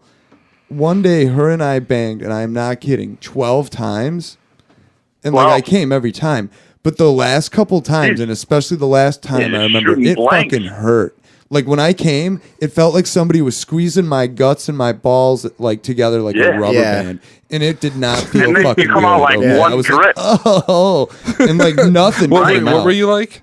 I was like, oh, Yeah, was just really a bad. tiny No, no, little yeah. bit, and you're like, And let holy me shit, guess. all that for that? This is like one of the first few chicks you fucked. Yeah. Because Oh, yeah. the first few chicks Oh, that yeah, I fucked, you're it was into like all day long. Like, would you like a Right. glass of Kool-Aid? Yeah, thanks. Right. All right, take your fucking pants off again, bitch. right, It's right. going Yeah, this down. was like my high school. Yeah, girlfriend. right. That's when it's just all day long. And it's you're like, 16. You mean none of know? my friends are around? Nobody's Right. here. I'm fucking this chick for as many hours as we can stay here. Right. And then you're out of there. Right. That's how it Whatever. goes. Yeah, I don't know, dude. 16 barely even counts. I've always been like, I always had something else to do, and like, or something else I'd want. I've just never been like sex obsessed, really. You know, I've had times like that we were doing it like 3 or 4 times a day or something. But like, you We know, break for bong hits. yeah. I mean, I always would like, okay, now I want to go fucking out in the woods and climb a tree. See you later. I'm not like, I don't know. I can't. Also, I have a hard time being around another human being for too long. I'm not that good. That's true. I'm not that good at it. So you- Doesn't surprise me. Yeah, so you well- used to fuck chicks and then go run outside and climb trees. And now you fuck chicks and just lay there imagine for at getting- least an hour. and now I fuck, and now I have sex and just pass out. Yeah, no, it's like, you know, see, that was my that From being a chimp to a gorilla. right. That was my era of sexual, you know, prowess, and like my prolific sexual era is like afterwards I still had energy to climb a tree. So when you're doing it, do you ever think like, what the hell am I doing? This is so hard. What? Sex. No. Like no. I'm sweating, my heart's pounding, my arm hurts this No, way. not since you know, stuff not, like that. Not You since know what I'm talking about. not since I quit smoking. No. No, because I quit smoking cigarettes. That is a major thing. Quitting smoking cigarettes made sex way, way better. Oh yeah. Oh yeah. Because it was easier for you to No way, cardio. you kidding me? No, I'm not kidding. For cardio, right? How? Just for all kinds of your circulation is better, your fucking stamina is better, everything about it, your whole body is better when you quit smoking. I don't pretty much. disagree that like when you're either a smoker or a heavy smoker that like you get fucking out of breath. It's like fucking climbing some stairs or some shit when you're fucking. But dude, there's something really, really fine about fucking lighting a cigarette after you're done fucking. Yeah, you're talking about afterwards. Kinda. I'm talking about afterwards. I'm talking about during though. Yeah, during. During's the part that matters mostly. Yeah, I've smoked during sex. Yeah, I don't know. I said mostly. Well, yeah, I've smoked during a lot of I'm not saying sexual when you acts, smoke, not you're usually smoking a during the cigarette main. while you're banging your girl. Not during the main event. Like when you're getting your dick sucked, you There's smoke. something good about it. Holy shit, they don't have that shit in the movies for no reason, right? What? Right. Delicious. What did he say? Afterwards, and it's so cool too. Steve. I'll fuck you till you love me, faggot. You know who that is? Nah. It was me. Yeah, I remember the after sex cigarette. It was good. It was fun. What do you but do now? But here's the thing Yeah, what do you do about now? smoking cigarettes. Sleeps. That's what he does. Like Just water. roll over. Okay. Water's good after sex ritual. Refreshing. I But yeah, imagine you like one of those fainting goats. Like yeah, after, it's just- You know what I'm talking about? He just goes like, ah. If you're like standing up Fucking fucking a chick doggy style, you bust your nut, you just fall. fall over Just snoring before you hit with the my ground. arms at my sides, just like a bird, just hit the ground. Go to sleep. He'll be like that for at least an hour. Yeah, she just walks away Just walks out casually. there. You must be a dynamo. Jesus. Yeah. No, I don't know. Just something happens where, just want to go to sleep. Until I was like 30, I was like fucking so sexually driven. And then after I turned 30, like it was like a switch went off. And I was like, wow, I can think. Like, I'm not just constantly thinking about pussy now. I can actually process No, I'm things not logically. kidding. It was like Right, my yeah. dick stopped doing the thinking for me. And like when I turned 30. That does happen. I think it happened to me at about like 28 or so. I felt like I was capable of actually loving a woman in a relationship rather than doing everything for sexual motivation, motivated by sexual reasons. Well, I had love. I was very much in Wait love. I don't think I did. Wait a second. You're trying to distinguish the two, though. Yeah. Are you trying to say that, like, you can't be into somebody sexually constantly and develop a relationship and be in love at the same No, time? I'm not saying that at all. In fact, I think that it's impossible to Getting a little be. mushy here, Vinny. No, I think it's impossible to be in love without a really good sexual relationship. But I think what I was saying was that for most of my life, I was entirely motivated by sex, and I think I was selfish with women that I was with because I didn't really care about much other than me getting my rocks off, and that was about it. That's fair. So, I mean, I would jerk off to porn while my girlfuck was at work, and then fuck her when she came home. Oh yeah, that still like happens 3 around here times a once in a day. while. Like, I mean, that's too much. Like now, I'm like, why even bother? Like I said, it's messy. You can play video games while she's at work. Right, I And could. then fuck her. There's plenty of ways to waste your time. At least you'll level up. I didn't need to sit around and like watch fucked up porno movies and jerk off. But boy, did I. Oh boy, did you. I bet. Yeah, me too. I do remember like times like in my early 20s when I lived with my girlfriend and I would like masturbate while she was in the house. Oh, sure. Just because I wanted to change of pace. Yeah. Right? dude. Oh, yeah. Why not? Just want a little change of pace. I here like and it when there. girls watch. Yeah. See, no, it wasn't even that cool. It was me like hiding, sitting on the edge of the tub, pretending to take a shower. Why hide it? Because she like, was Because that or something? I just didn't really want her involved right then. I don't know. I was fucking think about something else. Getting caught's That kind fucking of fun. bitch comes in here and tries to help me do Drop this. what I'm I'm gonna be getting so later. mad. Yeah. Getting caught's kind of fun. No, it's You're just embarrassing. like on the couch whacking off. And your I've lady never comes been out. caught fucking whacking it. Oh, I wouldn't care if my girlfriend caught me. Yeah, I mean that's the only person that's ever like quote unquote caught me. Yeah, no, people always talk about that. I've never had that moment either where like something awkward where like your mom walked in or some shit or I never had that. Although one time my mom walked in while a girl was blowing me in high school. Steve says that's the best. Well, my mom just closed the door and left. I got now we get into that because I did have a mom of a girl that I was banging walk in the room and like not leave, like Really? Join in? No, But yeah, she wanted you to leave. no, she like started yelling, No, I know. but Yeah. Did you so- finish up? yeah, we actually did because she like yelled at us for like 2 or 3 minutes, and then like left for us to put our clothes back on. But we just finished up really fast and then put our clothes back on. Oh, of course you did. Well, I insisted. And, no, I definitely that was the worst thing ever. That Was she religious? Her mom? I don't think so. She was more new agey kind of, Oh, that's but weird then. Yeah, she didn't. be fucking It was into more. each other fucking spiritually before you fucking do this shit. I don't know. something? We were pretty young. We were 16, and it was like 2 a.m. on, you know what I mean. And I had like snuck into their house, so it was kind of, She just had waited there. She had a She natural. walks I in, think she had a your fucking natural ass reaction. is flying there, and she's like, you just get dressed and leave. When you hear people having sex, you're supposed to not go in the room. Fuck. Right. No matter what. Like, Yeah. well, yeah, it's No, happening. What am I gonna mean, go not there if and you're a make it parent, weird? though, and you're one of those weird parents. Guess what though? Wants to interrupt that shit. Heard- Like, I gotta be like, just wait until it's done, and then fucking, Here's one for you.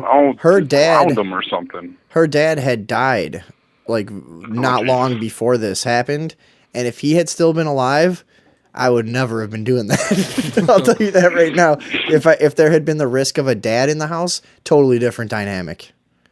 Probably never would have had the balls to do it. Because we were just in the living room, Jeez, dude, Yeah. what, was she hot? The mom, Or was like she hot? No, but we were like in not the living room, like the fucking what did people have, like their den or whatever. Were you like just butt naked with no like? I had a shirt on, but like no pants or shoes. Shirt still on. Like a cartoon character, Right? Like one of those stupid cartoons in the old Hustler magazines or Right. something. Just a scumbag, Right. just a scumbag fucking your daughter who can't even take his shirt off This or his paints socks. a beautiful picture. Well, that's a lot of the times when you were younger like that, you would keep your socks and your shirt on and your pants half because you might get caught. Like, You had to if you're dip. fucking some chick Right. in her Might have to bedroom, run. you Yeah. might have to get the fuck out of there. You know how many times I've sneaked into chicks' houses? Same way you're saying it. Like me and my buddy sneak into a chick's house and it's like, Yep. all right, go. And she looks around the corner and we fucking sneak in all quiet. Then we're in the room and it's like, how are we going to, and then you have to fuck her. You can't take your shirt off. It's not Yeah. a fucking Roman orgy. You're going to fucking get in trouble if you get caught. I had a And you gotta very be different super high cool. school experience. This ain't a Roman orgy. Yeah. I used to sleep over at my girlfriend's house all the time. Well, that's different. Her dad knew I was banging her. I mean, Of I course, got her that's pregnant fine. a couple times. Like, I mean, That you was know, a dead giveaway. right. Yeah. Like it was just understood. Like I've never been a sneaky person. I'm not good at that kind of shit, so I don't even try. Honestly, I'm just like, yeah, I'm fucking your daughter. Like, I don't know. Well, I'm talking about when you're younger than that, like 14. Like you Yeah, got nowhere to I was go. 15, you don't 16. have a. I first got laid though when I just turned like 13 by a girl 2 years older than me at a party. That's how it always happens. See, Like, I was the opposite. I was going after the 13-year-olds when I was 15. really. Yeah. Did it work? No, yeah. Oh yeah. Oh yeah. Oh, She was a yeah. Latin. It was No easy. wonder you were talking about that shit earlier. Well, shit, that's come up on the show before though. Like the stuff you did when you're like in those teen twilight years of like, yeah, I got head from a 13-year-old one time. I think I was 16 actually, but fucking, I was a child too. I didn't know any better. A girl, Right. like she, looking back, she was a clearly abused girl who was like very sexually extroverted, you know what I mean, at a very young age. Sure. And, you know what? She was 12 now that I think about it. But who And, cares? Like, Atta boy. I don't think it matters because you're But- both underage. Like, who cares? right. It's But like- she called me on the phone and said, A like, 12-year-old, though. she called me on the phone and said, I bet you wouldn't let me give you a blowjob if I wanted to or something. And I was like, oh, I bet you I fucking would. I'll meet you at the park right now. Right. You're like, yeah, I would for sure. Yeah, and then we met at the park, or no, we met at the school, and I got head on the playground. I think I was Sweet. 15. She was 12. Playground head is awesome. But that's like, and then so now, but it's like it's weird to be the same guy because I have a memory of a 12-year-old blowing me, and I basically have the same penis that I had then. So you dream about it every night now? No, but it's in his head. I never think about it, but I could. But I could. That's the best. I might now. Okay, so there is the opposite of that. Like, there is the opposite of fucking, like, a chick's parents who are, like, not cool with it. I had a girl that I dated that her parents were totally cool with it from the get-go. Like, when she was 13, 14, and she was having boys over, they would let her pretty much in their own house have fucking sex with this, like with their daughter. They knew what was going on. They wanted it to be safe. They made sure she was wearing a condom as much as they could. And then when I dated her, she was of age. And that, like, there was that weird thing. Like, for me, I was like, holy shit, what do you do with a fucking chick that's been fucking banging since she was like 12 and like her parents let it go on and all that stuff? There was the only thing about the whole thing was that her boyfriend from when she was like 12 till she was like 20 was 1 Minute Man. Yeah, exactly. Yep. Yeah, exactly. Well, she was from Woodridge, you know? No, he's great. That's Steve. That's his job. And then what happened? Just whatever. Like, it turned out she had fucking, giant bush and, whatever. Giant bush. She did have a giant bush because she was going through this thing where she was like, I'm not sure if I'm a lesbian, and lesbians are supposed to have giant bushes. And I was like, hey, well, why don't we just have some sex? She's and then she was like, confused. all right. But then she fucking had a giant bush. It was awful. And It was then- the second biggest bush I'd ever seen. That's for sure. What was the first biggest bush you've ever seen? That was in college the first time. This chick, holy shit, she was fucking hot as fuck. And when she pulled up, like, okay, here's the thing. I think I'm a little bit older than, I don't know how old Matt is, but You know what? I'm a little older than you guys. Steve, you might be right on the edge of when there were still some girls not shaving, because I've never had that. Me neither. It was always Right. bald. That's what I'm Well, saying. some girls Just after that, the landing strip song, was a fucking thing all for a these while. fucking things come out. All of a sudden, everybody's got to have a shaved bush. Yeah. I So hooked up before with the that, German like exchange just on student that in high school cusp, once. there were chicks that were like trimming a little bit. There was some that were like trimming it all, and they were the fucking whatever dirty ones or whatever. Yeah. And then there were the ones that like had parents like or just grew up in a lifestyle that they didn't have exposure to. Trimming a giant carpet-sized bush. How big when was this the chick bush? fucking pulled off her fucking shit. I want to know how big the bush was. Oh my god, there was like a full fucking huge ass 80s fucking bikini triangle of massive fucking amounts of hair. And I'm pretty sure, like, dude, it was just this whole thing. You know how that goes? What? Well, the German girl I was going to mention, she didn't shave her Yeah, armpits dude, or she might have nothing been like that. German, I think, She too. was very European. So what are you saying about this German broad? Just she she didn't wasn't shave German, nothing. but she she had- didn't shave her Not armpits. you. So I've seen some pretty hairy bushes, but what Steve is describing sounds pretty epic. That's all I Yeah. wanted to say. Like, I've seen some hairy girls, but In my experience, that wasn't going on anymore. By the time I was 16, like every girl was shaving. yeah, I discourage my girlfriends from doing that though. You don't like it? No, because like unless you're gonna do it every day, it looks like your pussy's been Right. up all night solving a mystery. Okay, and like I don't need that shit. Eating Chinese and then food it- out of the carton. Right, and it's like sandpaper on your prick when you pull out.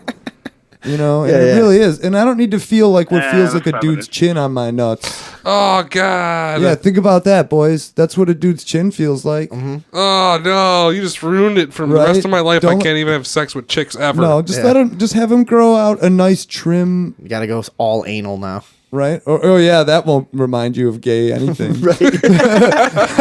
I can only fuck stuff up the ass. Yeah, exactly. So that I don't think of gay shit. Now you're on Well, board. I guess I have to move to animals. The even hairier scale to animals. I guess you could have sex with like reptiles Oh, or like fish, like Troy McClure. I'd fuck a reptile before I'd fuck a fish. Really? Well, a jellyfish? No, I can't fuck a Well, no, jellyfish. no, They'll no, hurt. But like a about squid? You what can about, put a like- squid in your hand and probably masturbate. Oh, It'd yeah, I probably would feel think pretty so. good. I would think. I mean, it'd be cold, right? Unless it's alive, you would not want that shit alive. No, not alive, dead. No, a squid, and you don't even worry about where to stick it in. You just fucking you just puncture it and just put it in your jam it on. hand. Just whatever. Right? Yeah. It's boneless, right? I mean, Yeah, they're boneless. right? No worries, you know. There might be I a little. never thought about that before, but a squid would feel pretty good, and it would probably. You'd have to debeak it. Yeah, it would. But it would probably I think grip. he's right. But it It would has a grip. It beak. would grip onto your dick with its tentacles, and you could fucking use. Like, Oh, if it was alive, it could really hurt you. well, How? Those tentacles, like that's why you get a baby squid. You get a you jerk off with a handful of baby squid. handful of baby squid. That's how it works. Now suckle at my cock with your many little suckles. Yeah. But don't. I was talking with But my what if friend. but then what if you get a fucking what if you get a sucker right on your the tip? urethra hole And then it sucks the Yuck. inside of your dick out. Ooh. Yeah, bad shit could happen. You don't want that. All right, no more jacking off with squid. I would say this was another conversation, right? I was thinking how cool it would be to have a girlfriend that was like a real Barbie size, right? And like you could make her fight your dick.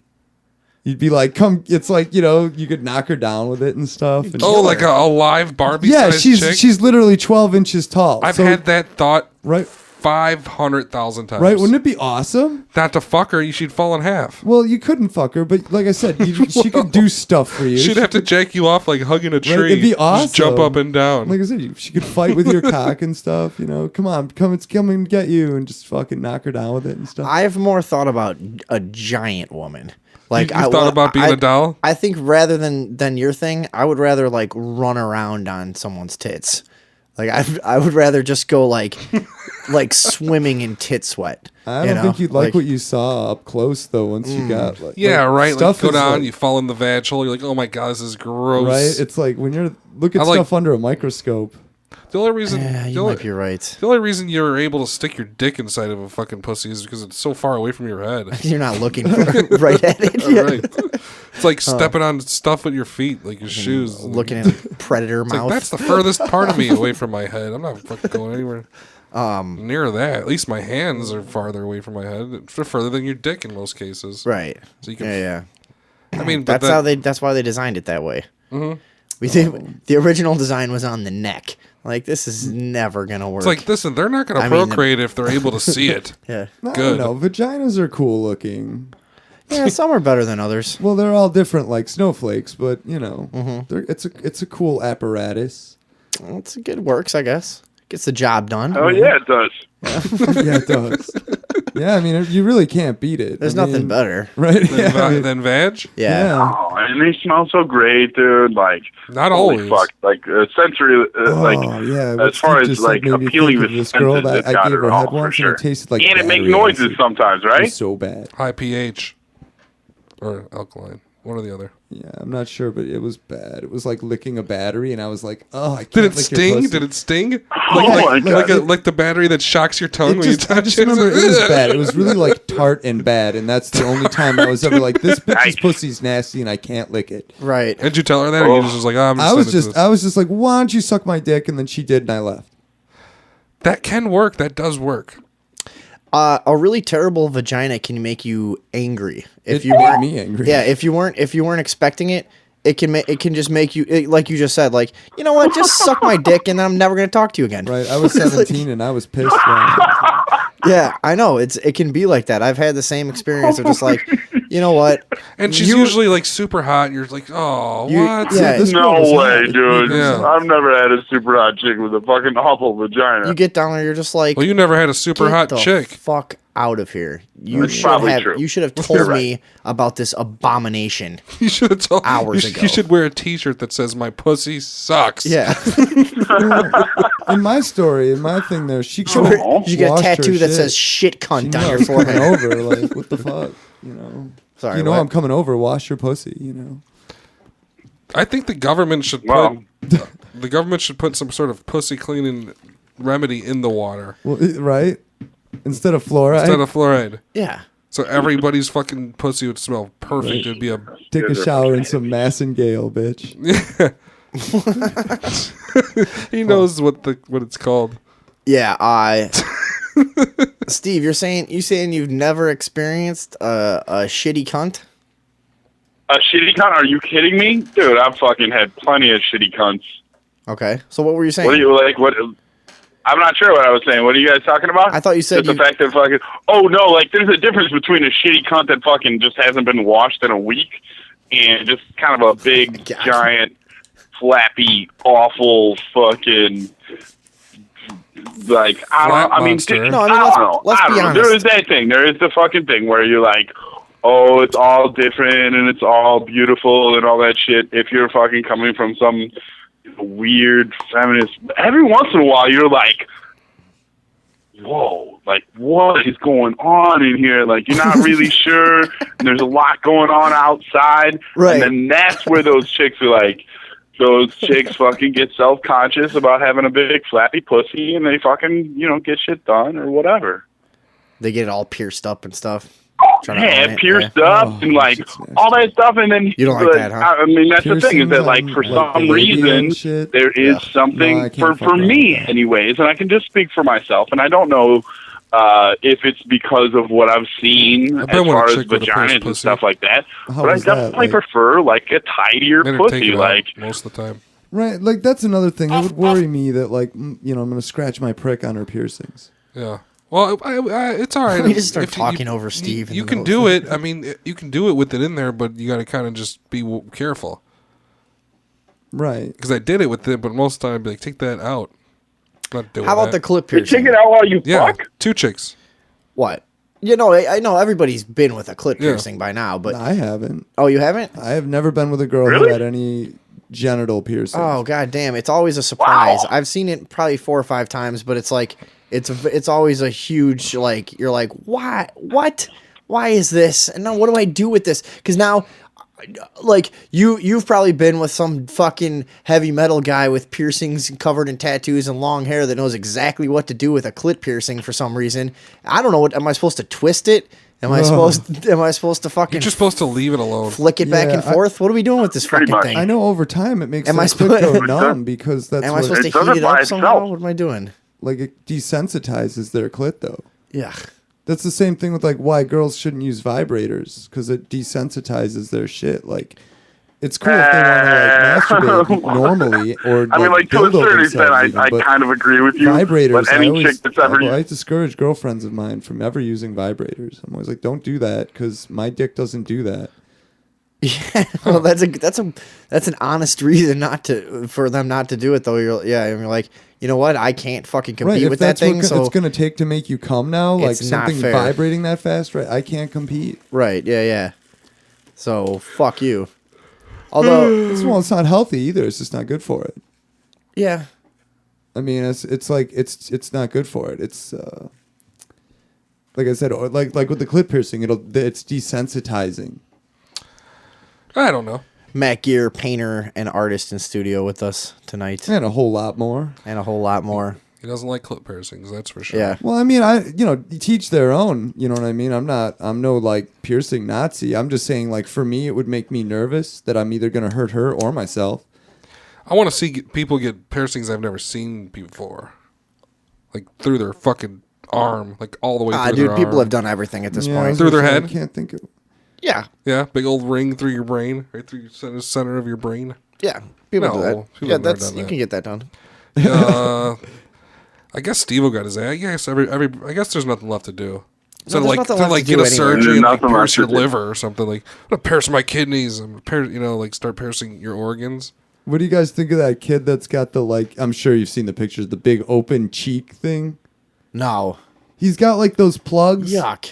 But he has Like for in the his cheeks. things. So he's got the things that stretch your ear. Yeah. And he got one in his cheek. He's you got can him in see each his cheek, teeth? so you can see No. his Like a teeth bad and idea. jawbone. See, there's a reason that your face is closed. Well, this is like to the outside. no, he's got a environment, big you know? clear plastic plug in it. Oh God, that's horrifying. Wait, it's clear, but there's a hole. You Fucking put leak your finger fluid in out it. your fucking hole You and can just shit? see. I'm gonna look it up. What? And I don't know what to look it up on. I I'll just seen find this it. shit on Facebook, and I was like, I wonder if that's real. And I saw it enough times that I was like, well, it must be. It could be fake for all I know. Honestly, I didn't like research this shit, but I saw it a bunch of times, and I was like, if that's real, it's unattractive. But if that's what you want to do, I also saw pics of this dude that cut his want to nose get off. fucked in your cheek hole. I don't like. I don't. Okay. You wanna get This fucked guy in cut your his cheek nose hole. off because he wanted to look like Red Skull from some comic book. Really? Yeah. Captain America. Okay. Yeah. Yes. there's a lot of pictures. I guess there's a bunch of people that have done this. God damn, this is fucking That cheek terrible, shit? dude. Come around here, Earthling. Take your mic off your stand. You can Yeah, that's the take mic dude. with That's you. him. Holy fucking Christ! Why? I mean, he's gonna. I don't know. I hate to sound like my mom, but he's gonna regret that one day. How are you gonna look with that when you're 17? Because you're 15 now, and by the time you're 17, you will. It probably makes it Well, easier. in theory, he has to be 18. He's probably it makes it easier on his dentist. He's probably let me have a look on what's going on in there. Yeah. Well, if he left it open, saliva keeps your teeth from rotting. So if it really were just a big open hole all the time, those teeth ain't gonna last more than a year. Saliva keeps your teeth from rotting. Dude, this is It does. disgusting. Saliva You know what? serves an I should tell important people what purpose. we're looking at. You guys, we're looking at pictures of people that have basically a giant porthole in the side of their yeah, face. on their side of their cheeks, so you can see their teeth. Yeah. You can look this Oh, up. dude, imagine going out to like eat with that guy. I Googled- watch him chew his food to smush. I Googled cheek stretcher in Google Images, so you guys can check that out if you Well, if want. it's This open, is fucking like, horrifying. That's another thing. In some of those pictures, it really does look like it's just an open hole, right? If Yeah. it's just an open hole, how would he drink, eat? Your tongue does not can't. cover that. You can't. Holy God! Holy fucking Christ! What is what is with people? Morons. I don't even like the ear thing at all. I've got a couple friends. My one friend out in Michigan, John Black, who calls the show sometimes. He's got giant fucking ears, and I'll just look at him when we're sitting next to each other, and I'm just like, dude, you're fucking disgusting. Like you're like your skin is all stretched out and stuff. Like, can you put that back how it was? He's like, no, dude, it's fucking gone. I mean, he's got huge fucking ears. You've He seen likes him. it? Yeah, he wants it like The that. big, like stretched plugs. All I mean, he's tribaled out. yeah, oh yeah, like huge. You I know, always like, wanted one of those down to big here ass kinda, lip you know. plugs for your lip, the lip saucer. The plate. Yeah, I want a plate in my lip. I want a plate in my lip the size of a fucking car hubcap. Like an Oh, you like those Amazonian. things? Yeah, imagine how big that would be. Imagine how that would look like. No, you And know then- what is cool are those neck rings though that support the African. You can't tell. You got to tribe. point the mic at you. You know the neck rings that like support African lady necks. Those look cool at least. And if they take those off, like they break their neck, but it looks awesome. For sure. Yeah. Oh, so they got to leave them on forever? Oh yeah, once Yeah, you you put get those one a year. those brass rings on their Yeah, necks, well, we've all seen the pictures of the fucking long neck ladies. It doesn't stretch with the your, rings. it doesn't stretch their neck out. It just crushes their chest. I thought it stretched. Oh, this- it would make No, sense no. if it kind of Necks like can't stretch. I don't know. I'm Necks just can't saying- stretch. Yeah. You have a certain amount of vertebrae. They don't stretch. right. It crushes your chest slowly until it looks like you have a big long neck. Okay, Oh. that's hilarious. Yeah. and that That's correct. and that's a thing that lots of people do for hundreds and hundreds of years or longer. Well, scarification. Now that shit's cool. I like that shit. You like that? I'd get that done, like that tribal fucking scarification. Like, but Yeah. only if I was in Africa hanging out with an actual fucking tribe. I'd be like, all right, let's do it right.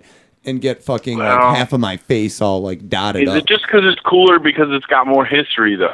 Right, 'Cause that's right. the thing about the new history of I wouldn't like go to a shop and body be like, modification. hey, let It's me like, get some fucking. it could be the new scars. history of fucking people doing weird shit that ends up being kind of cool. Yeah, I don't know. The scar thing freaks me out. I don't know why. I love tattoos. It's basically the same thing. A tattoo is totally basic is basically a wound. Yeah. You know, I mean, and it stays. So I mean, there's nothing wrong with it. It just fucking freaks me out. I wouldn't do it. It seems like a scar is always like a reminder of a negative event. You know. I'd get like So- little light bulb implants all over, but you wouldn't be able to tell unless the lights were on. What can't they do that you wish they could do? There's a question. Nice. You can like That's alter fucking yourself decent, dude. in a lot of ways. You like nowadays. You just plug yourself in. Yeah. Yeah, so you'd want to like light up. Yeah. Well, no. Like I'd have like Good. lights like everywhere, I like little dot fucking love lights that everywhere, like shit. stars maybe. But you wouldn't be able to see in the light. You wouldn't be able to see that I'd have these things Well, they have under those me. tattoos now that can only be seen under black light. No, I'd run off static For electricity. I'd just rub my legs together and I'd fucking start glowing.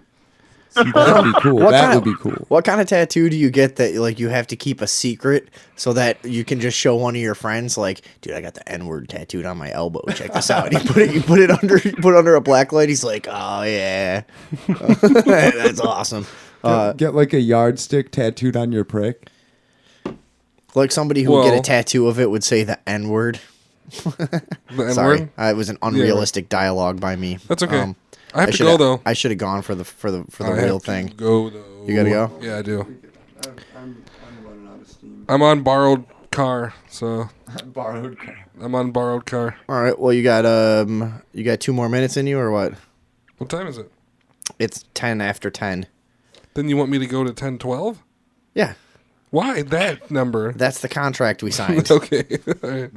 I don't know. I feel like we should bring it. You guys can keep going if you guys got some shit. I mean, I don't care. I don't know. I just got to get out of here. With my friend in a little bit. You got to go too. Cool, yeah. Okay. But I got 5 minutes. Yeah. Let's just wrap I should everything hang up right now. Let's wrap everything. What do you say? Shut You up, say I'm Steve. hanging up right now? Steve Watermelon, one of our former guests and routine callers and contributors to the The cat's show. in there pushing buttons. My cat's trying to walk on the chaos bed. Steve, how's things out in Denver? Oh, it's terrific. It's terrific. Everything's terrific out here, that's for sure. Yeah. Did you see any avalanches? Huh? Did you see an avalanche?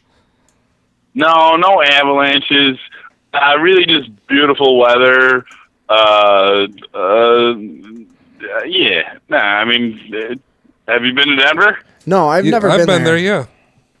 It's gorgeous. It's perfect. It is nice. It's like I drove never past it. fucking not sunny. It's sunny 300 days of the That's year. not It's true. most of the time about 50 degrees. If it snows in the morning, it melts in the afternoon.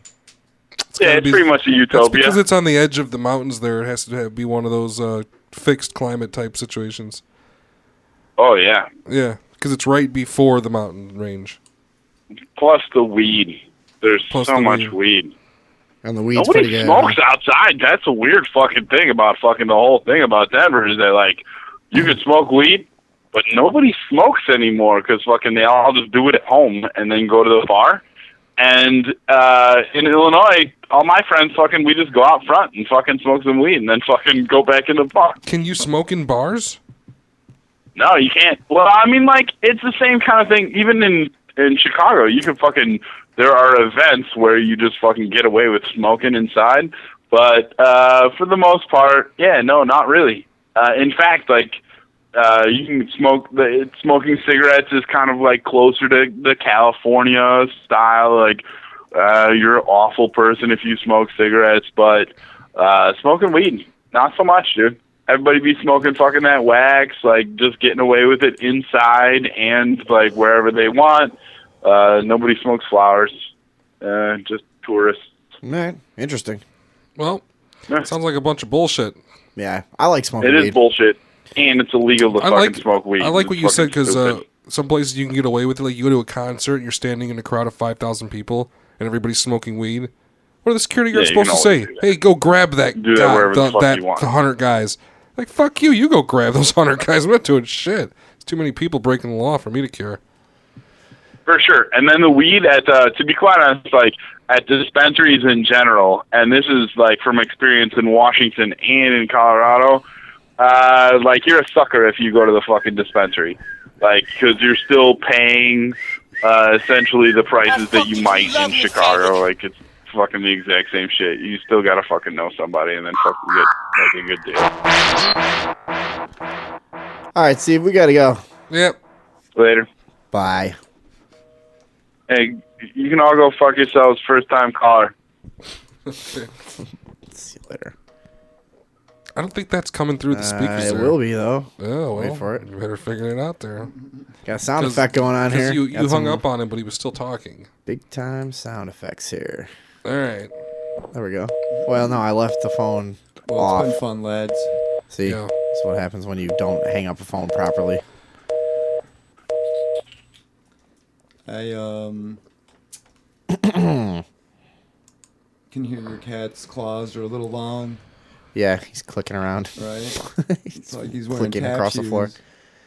All right, well, thanks Well- for stopping by, Matt. Oh, I'm very glad to. Matt You Geer, said check him out. Alan, had left me something. Oh, yeah, I know. Sweet. All right. Thursday evening overdose. All right, I'll see you guys later. We're really poor. Maybe we'll be rich by next week. We're trying to end the show. Oh, here we go. All right, now we're really ending. See you Sunday. Sunday. For the full show. Goodbye.